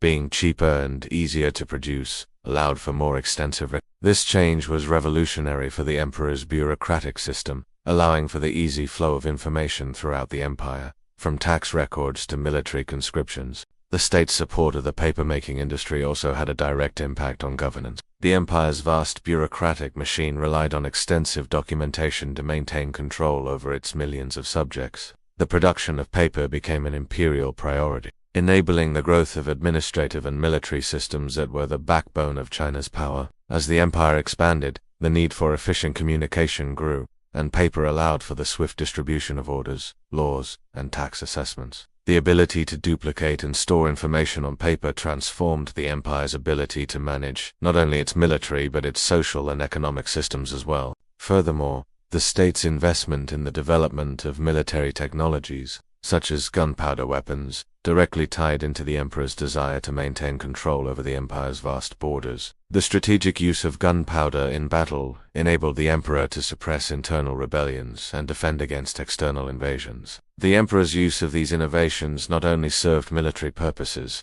but also helped create a psychological advantage. Advanced military force could deter potential enemies and maintain stability within the empire. The emperor and his military elites capitalized on these innovations to craft a strong, formidable defense system that ensured China's sovereignty. The invention of paper represents perhaps the most significant impact of technological advancements on governance during the Han dynasty. With the introduction of paper came the ability to manage an empire on an entirely new scale. Imperial administrators were now able to record information much more efficiently, allowing for a centralized control of taxes, legal documents, and population management. Paper's role in administration cannot be overstated without it. The imperial bureaucracy could not have functioned as effectively as it did. The impact of paper extended beyond mere records. The civil service exam system, an important tool for consolidating the emperor's power, was heavily dependent on the widespread use of paper.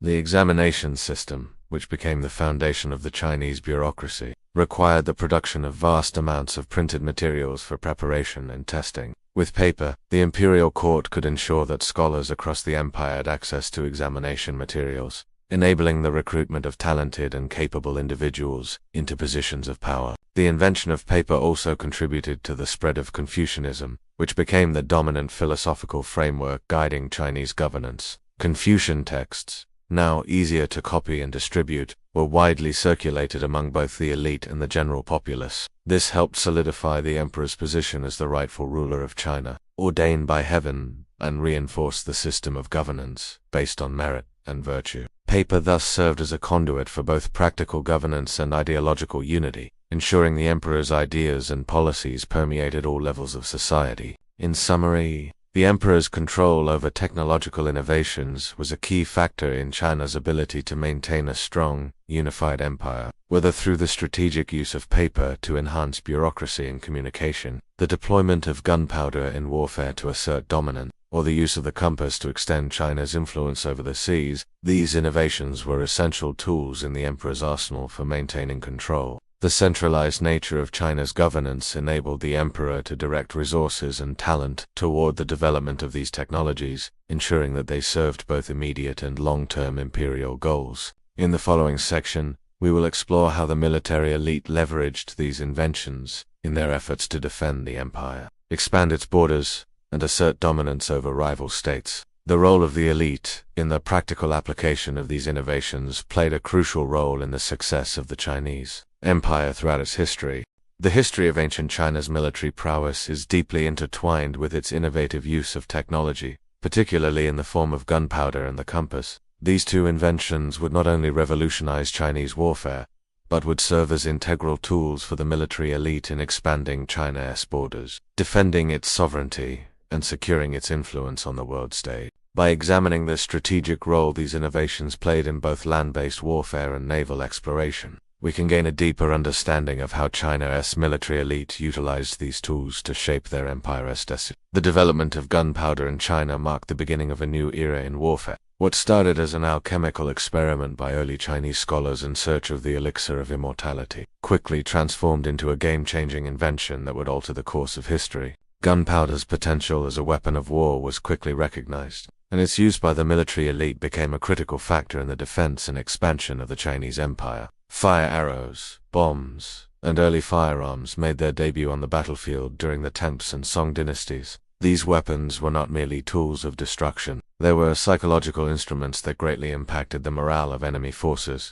The noise of exploding bombs, the smoke-filled air, and the terrifying visual spectacle of fire arrows flying across the sky created an atmosphere of fear and confusion, which could sometimes be more effective than traditional combat. The military elite and generals quickly recognized the strategic value of these innovations. During the Song dynasty, for example, the use of gunpowder-based weapons was vital in repelling invasions from the Jin and Mongol forces. In particular, the Song military used gunpowder in the form of fire-lance projectiles, bombs, and even early forms of landmines. These devices were not just for large-scale battles, but were strategically placed in key locations to disrupt enemy movements, often catching invaders by surprise. Gunpowder's versatility allowed Chinese military strategists to engage in a wide range of tactics that relied on these new forms of weaponry. During sieges, for instance, gunpowder-based projectiles were used to breach enemy fortifications, causing substantial damage to walls and gates. Such advancements in siege warfare gave the Chinese military a distinct advantage over adversaries who did not yet have access to these powerful tools. One of the most significant uses of gunpowder by the military elite was its role in psychological warfare. Unlike traditional weapons, which were often used for direct confrontation, gunpowder-based weapons had the capacity to instill fear and panic in enemy troops. The sound of explosions, the sight of smoke clouds rising from the battlefield, and the terror of fire arrows raining down created a distinct advantage for the Chinese military, as they could break enemy lines and cause confusion without engaging in close combat. This psychological strategy was a key part of the military elite's approach to warfare. The elite generals and military strategists understood the importance of morale in battle, and gunpowder was a means of disrupting the psychological balance of their enemies. These weapons of war helped to establish the Chinese military its reputation for having an edge in both conventional and unconventional warfare. The strategic use of firebombs and landmines, for example, created an environment of constant uncertainty for invaders. The terror these weapons inspired often led enemies to abandon their positions or retreat without a fight, giving Chinese generals a tactical advantage on the battlefield. While gunpowder revolutionized warfare on land, the compass would prove to be equally transformative for Chinese naval exploration and military expansion. The compass, invented during the Han Dynasty, began as a geomantic tool for divination and was later adapted for navigation. Its impact on Chinese military strategy, particularly in naval exploration, cannot be overstated. The compass allowed Chinese sailors and military elites to navigate vast distances across open waters, thus enabling the Chinese Navy to extend its reach across the oceans and solidify China's presence in Southeast Asia, the Indian Ocean, and even parts of Africa. The compass was critical for the success of naval expeditions led by figures like Zheng He during the Ming Dynasty. Zheng He's voyages were more than just trade missions. They were political and military campaigns designed to demonstrate Chinese establish diplomatic ties, and promote the idea of the Middle Kingdom as the center of global influence. Zheng He's fleet, which consisted of hundreds of ships, relied heavily on the compass for navigation. His expeditions traversed vast stretches of the Indian Ocean, and the compass was crucial in ensuring that the fleet remained on course, even when navigating unfamiliar waters. These voyages not only expanded China's influence, but also established its naval superiority in the region. The elite military leadership saw these explorations as an extension of China's political power, and the compass enabled them to control vast maritime territories that were once out of reach. The compass was not just used for exploration, it also played a role in the military strategy of the Chinese Navy. As China's naval dominance grew, so did its ability to control trade routes and protect its maritime borders. The military elite used the compass to monitor the movement of rival naval forces, secure supply lines, and establish naval bases in strategic locations. During the Ming Dynasty, the elite military leaders recognized the importance of controlling the seas to protect China from external threats and to maintain its economic and political influence. The compass, along with other technological innovations, allowed the Chinese Navy to outmaneuver rival forces and maintain dominance over trade routes. The ability to navigate accurately and swiftly was a key factor in China's successful naval campaigns, and the elite military leadership ensured that the compass remained at the forefront of their maritime strategy. Zheng He's voyages were among the most ambitious maritime expeditions in Chinese history, and they were made possible by innovations like the compass. The expeditions, which spanned from Southeast Asia to Africa, were a reflection of the elite's vision of China's place in the world. The elite military leadership saw these voyages as a means of cementing China's status as the dominant power in the region and promoting Chinese culture, trade, and influence across the world. Zheng He's fleet sailed with the compass as a guiding tool, navigating vast oceans and establishing Chinese outposts in faraway lands. These voyages were instrumental in expanding China's diplomatic and economic reach. The elite military leadership, recognizing the potential of the compass, used it to ensure that their navy could control the strategic waterways that connected China to the rest of the world. Gunpowder and the compass were not just technological innovations. They were key tools that the Chinese military elite used to maintain power, expand influence, and protect the empire. These inventions were integral to the military strategies that allowed China to secure its borders, extend its reach, and assert its dominance in both land and sea warfare. The elite military leadership used these tools to enhance their tactical advantage and to project Chinese strength across vast distances. From the battlefield to the seas, the role of gunpowder in warfare, with its psychological impact and destructive power, and the compass, which enabled global exploration and naval dominance, shows how Chinese military elites harnessed innovation to shape the destiny of the empire. Through these technologies, the military elite established a legacy of power and influence that resonated throughout Chinese history and beyond. As we move into the next segment, we will explore how these innovations influenced the lives of common people, farmers, workers, and artisans, and how these inventions permeated every aspect of Chinese society, from agriculture to art. The technological innovations of ancient China were not just practical tools, they were deeply intertwined with the country's philosophical traditions, particularly Confucianism and Taoism. These philosophies, which guided the moral, social, and political landscape of the empire, also shaped how the elite viewed and utilized these innovations. Confucianism and Taoism provided the intellectual foundation upon which the elite developed systems of governance, military strategy, and social order, all of which were influenced by the technological advancements that emerged from ancient China.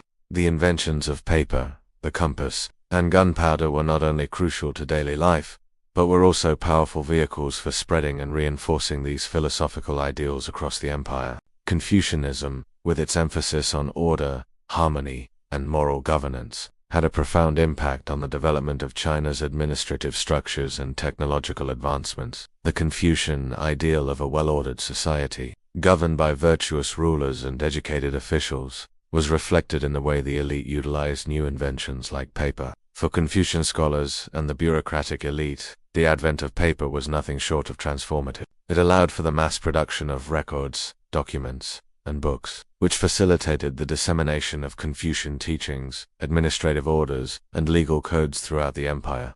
Paper's most immediate impact was in the field of education. With paper, books became more accessible, allowing the teachings of Confucius and other scholars to spread rapidly. Confucianism placed great emphasis on education, as it was seen as the key to moral and social development. By enabling the mass production of texts, paper made it possible for the ruling elite to educate new generations of scholars, administrators, and government officials. Imperial examinations, a hallmark of Confucian governance, relied heavily on paper for administering tests, recording results, and codifying rules.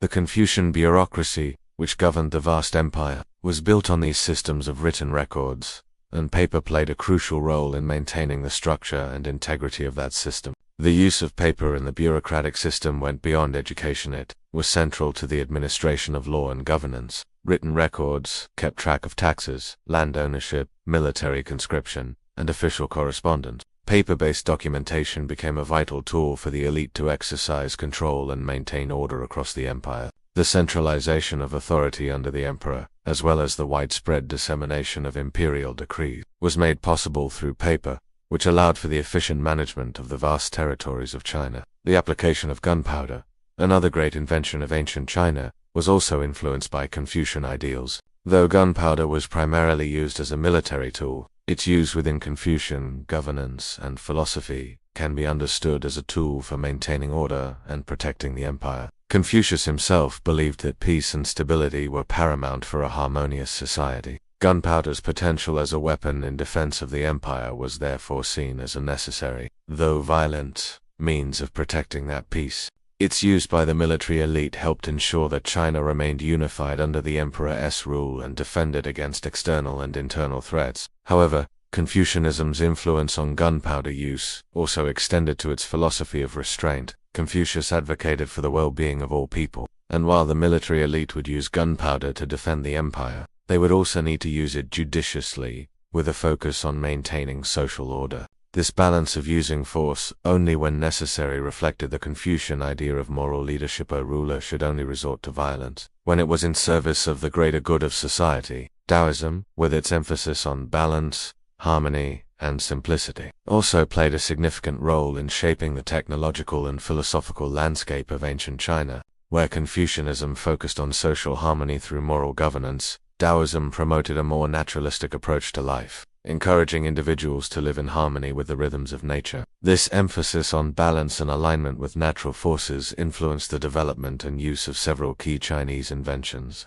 including the compass and early medicine. The compass, one of China's greatest innovations, is perhaps the most direct reflection of Taoist principles. The compass was originally used for geometry, a Taoist practice that sought to understand and manipulate the flow of qi in the natural world. Geomancers used the compass to align buildings and structures with the Earth's energy flow, ensuring harmony between human activity and the natural world. The Taoist influence on the compass was not only practical but philosophical. Taoism teaches that one must find balance and alignment with nature's forces, and the compass became a tool to help navigate both the physical world and the metaphysical world. As the compass evolved and was adapted for navigation, it retained its roots in Taoist thought. The ability to find one's way, whether across the vast land or across the oceans, was seen as a form of understanding and embracing the natural world. The compass became not only a tool for exploration but a symbol of the Taoist pursuit of balance, and alignment with the universe. Taoism's influence extended to the field of early Chinese medicine as well.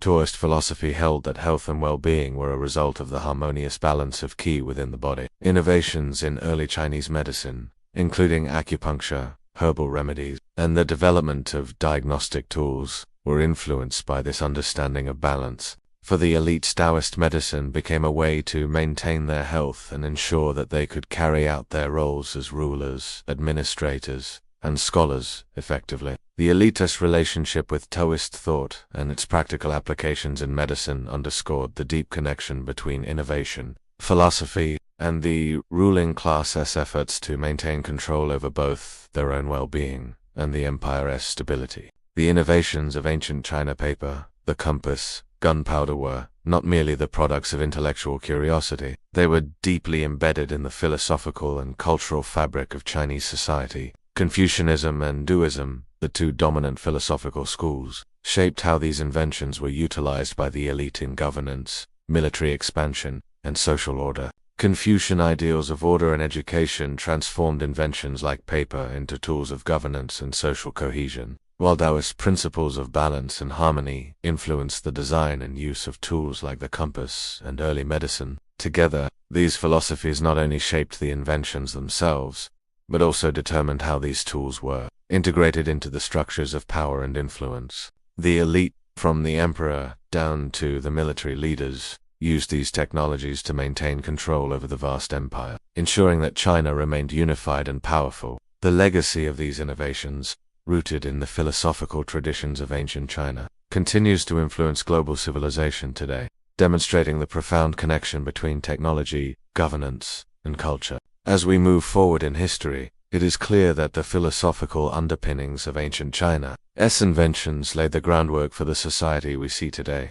In the grand narrative of ancient China, the impact of inventions like gunpowder, paper, and the compass reverberated through the lives of both the elite and the common people. However, the extent and manner in which these innovations affected each class were not equal. The lives of ordinary Chinese workers, peasants, and soldiers were marked by different forms of engagement with these technologies compared to the elites, who had greater access, control, and influence over their usage. The common people, farmers, laborers, and soldiers experienced the effects of technological advancements in a far more practical and everyday manner. They were the ones who directly interacted with many of these inventions, whether through the implementation of new agricultural tools, the use of paper for administrative purposes, or, in the case of military technology, gunpowder. The development of gunpowder revolutionized warfare, making it a powerful tool in both defense and offense. However, the common soldiers, while benefiting from the increased military security brought by gunpowder, often had limited agency in its development and strategic use. For ordinary soldiers, the use of gunpowder was usually restricted to simple tasks like handling fire arrows or using rudimentary explosive devices. Gunpowder-based weapons, such as early bombs or rudimentary firearms, were likely handled by higher-ranking military officials, who had the training and resources to manufacture and deploy them effectively. For soldiers, the introduction of these tools also meant an increased reliance on superior military technology during battles. However, the common soldier was rarely a part of the decision-making process concerning these innovations. The soldiers, often coming from humble backgrounds, were subjected to rigid military hierarchies where the use of these tools was dictated by the elite generals and emperors. Similarly, the impact of paper on the lives of ordinary Chinese citizens was profound, yet often disconnected from the daily lives of the lower classes, in a more tangible sense. For peasants and workers, paper had more practical applications in the form of written records and accounting tools used by local officials to track taxes, land ownership, and conscriptions. It also facilitated the transmission of law codes and orders from the imperial court to distant regions. While these records were crucial to governance, they were largely beyond the reach of the common people, who may never have had the privilege of receiving formal education or participating in the intellectual debates the elite enjoyed. For the elite, paper became an invaluable tool for governance, communication, and cultural dissemination. Scholars, government officials, and bureaucrats used paper not just for record-keeping, but for the reproduction of classical works of literature and philosophy. In contrast, the common people had access to these materials only indirectly, as part of official processes, and would have had little opportunity to engage with a rich literary tradition that paper helped sustain. Another area where we see a marked difference between the elite and the common people is in the use of the compass. Originally developed for geomancy and later used for navigation, the compass played a vital role in the military. However, it was the elite military strategists and commanders who had access to high-quality compasses and other navigational tools, giving them a strategic advantage in military campaigns. Soldiers, though reliant on the compass for basic navigation in campaigns, were often not involved in its development or refined application. The ordinate soldier, while essential to China's military might, was often relegated to carrying out orders based on the elite's strategic use of technologies like the compass. The ability to understand or fully utilize the compass was typically reserved for higher-ranking officers and elite military leaders, who used it for grand strategy, particularly during large-scale naval expeditions like those led by Zheng He.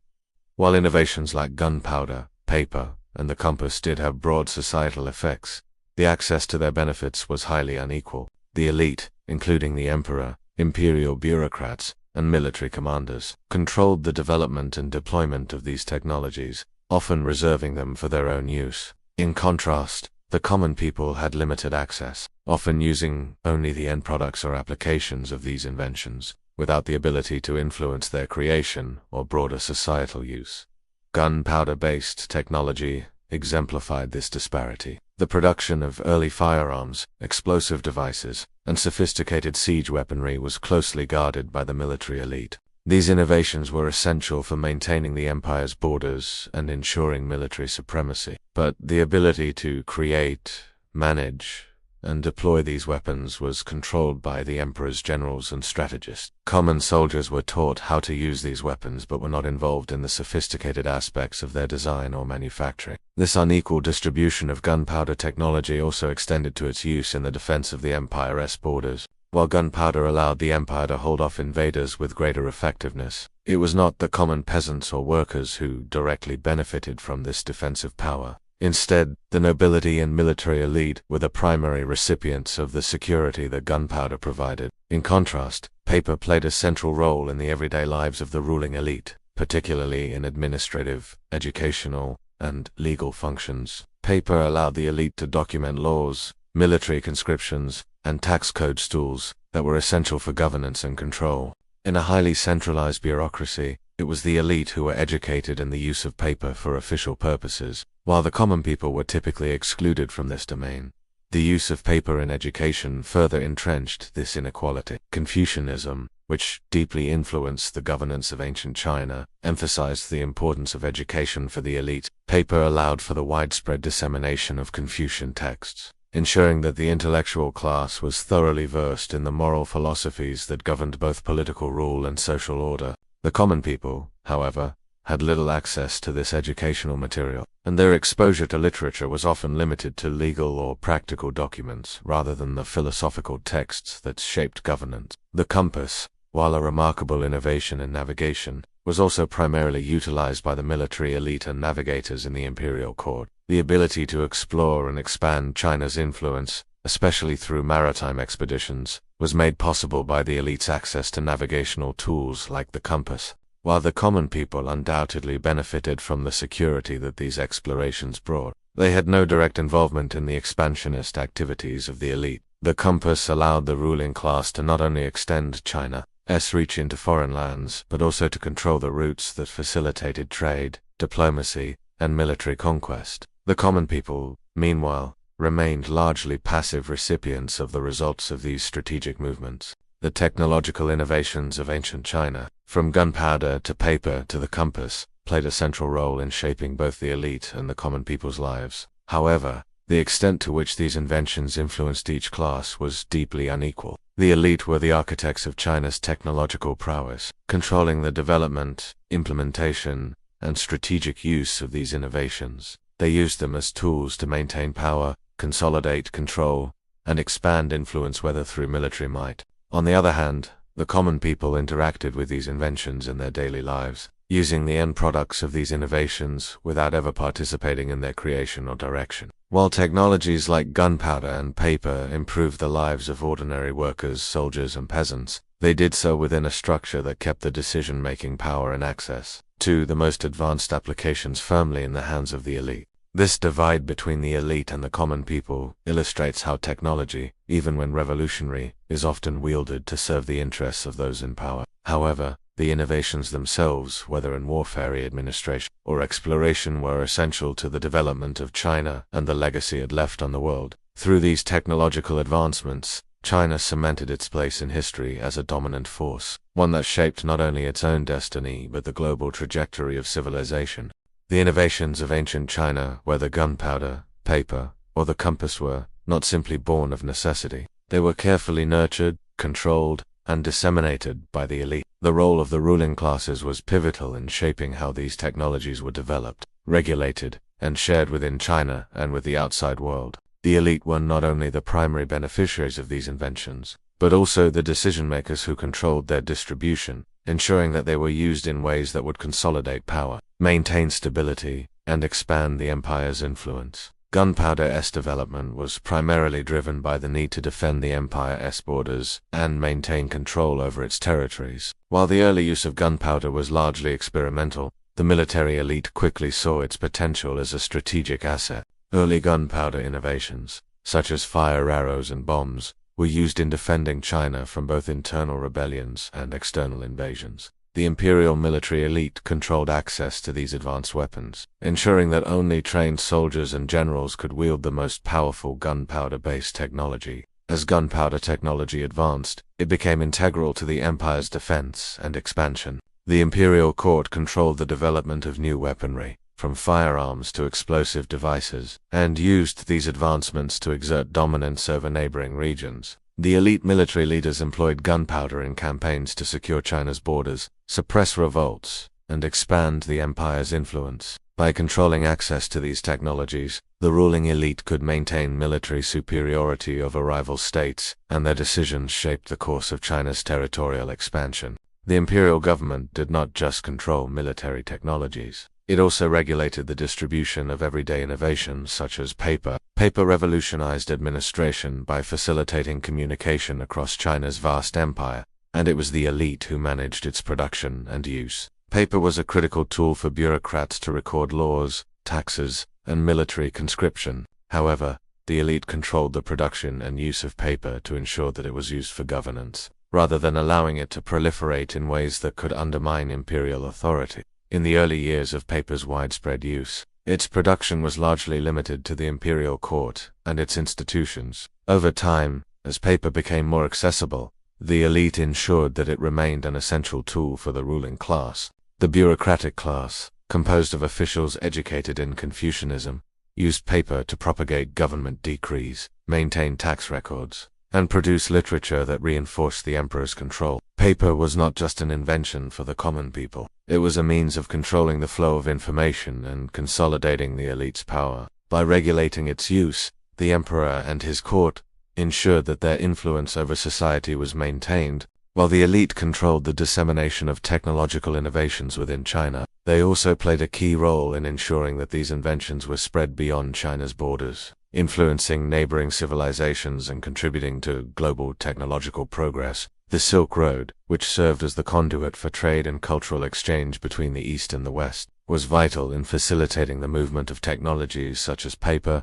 gunpowder, and the compass. The elite, through their diplomatic and trade efforts, facilitated the exchange of goods and knowledge, benefiting China and shaping the course of history across Eurasia. Paper spread along the Silk Road is one of the most significant examples of how the elite helped disseminate Chinese inventions. Though initially a Chinese innovation, paper eventually traveled westward, influencing the Islamic world and Europe. By the 8th century, paper had reached the Middle East, where it was adopted for use in scholarly and bureaucratic contexts. The spread of paper from China to the Islamic world catalyzed the Islamic Golden Age, where scholars utilized paper to create, preserve knowledge, and spread scientific discoveries. In China, the elite maintained control over the production of paper and its distribution, ensuring that the technology was used to strengthen the imperial system. However, as it spread through trade routes like the Silk Road, paper became a powerful tool for the elite in other civilizations as well, helping to create the foundation for the intellectual and cultural exchange that would eventually lead to the European Renaissance. Similarly,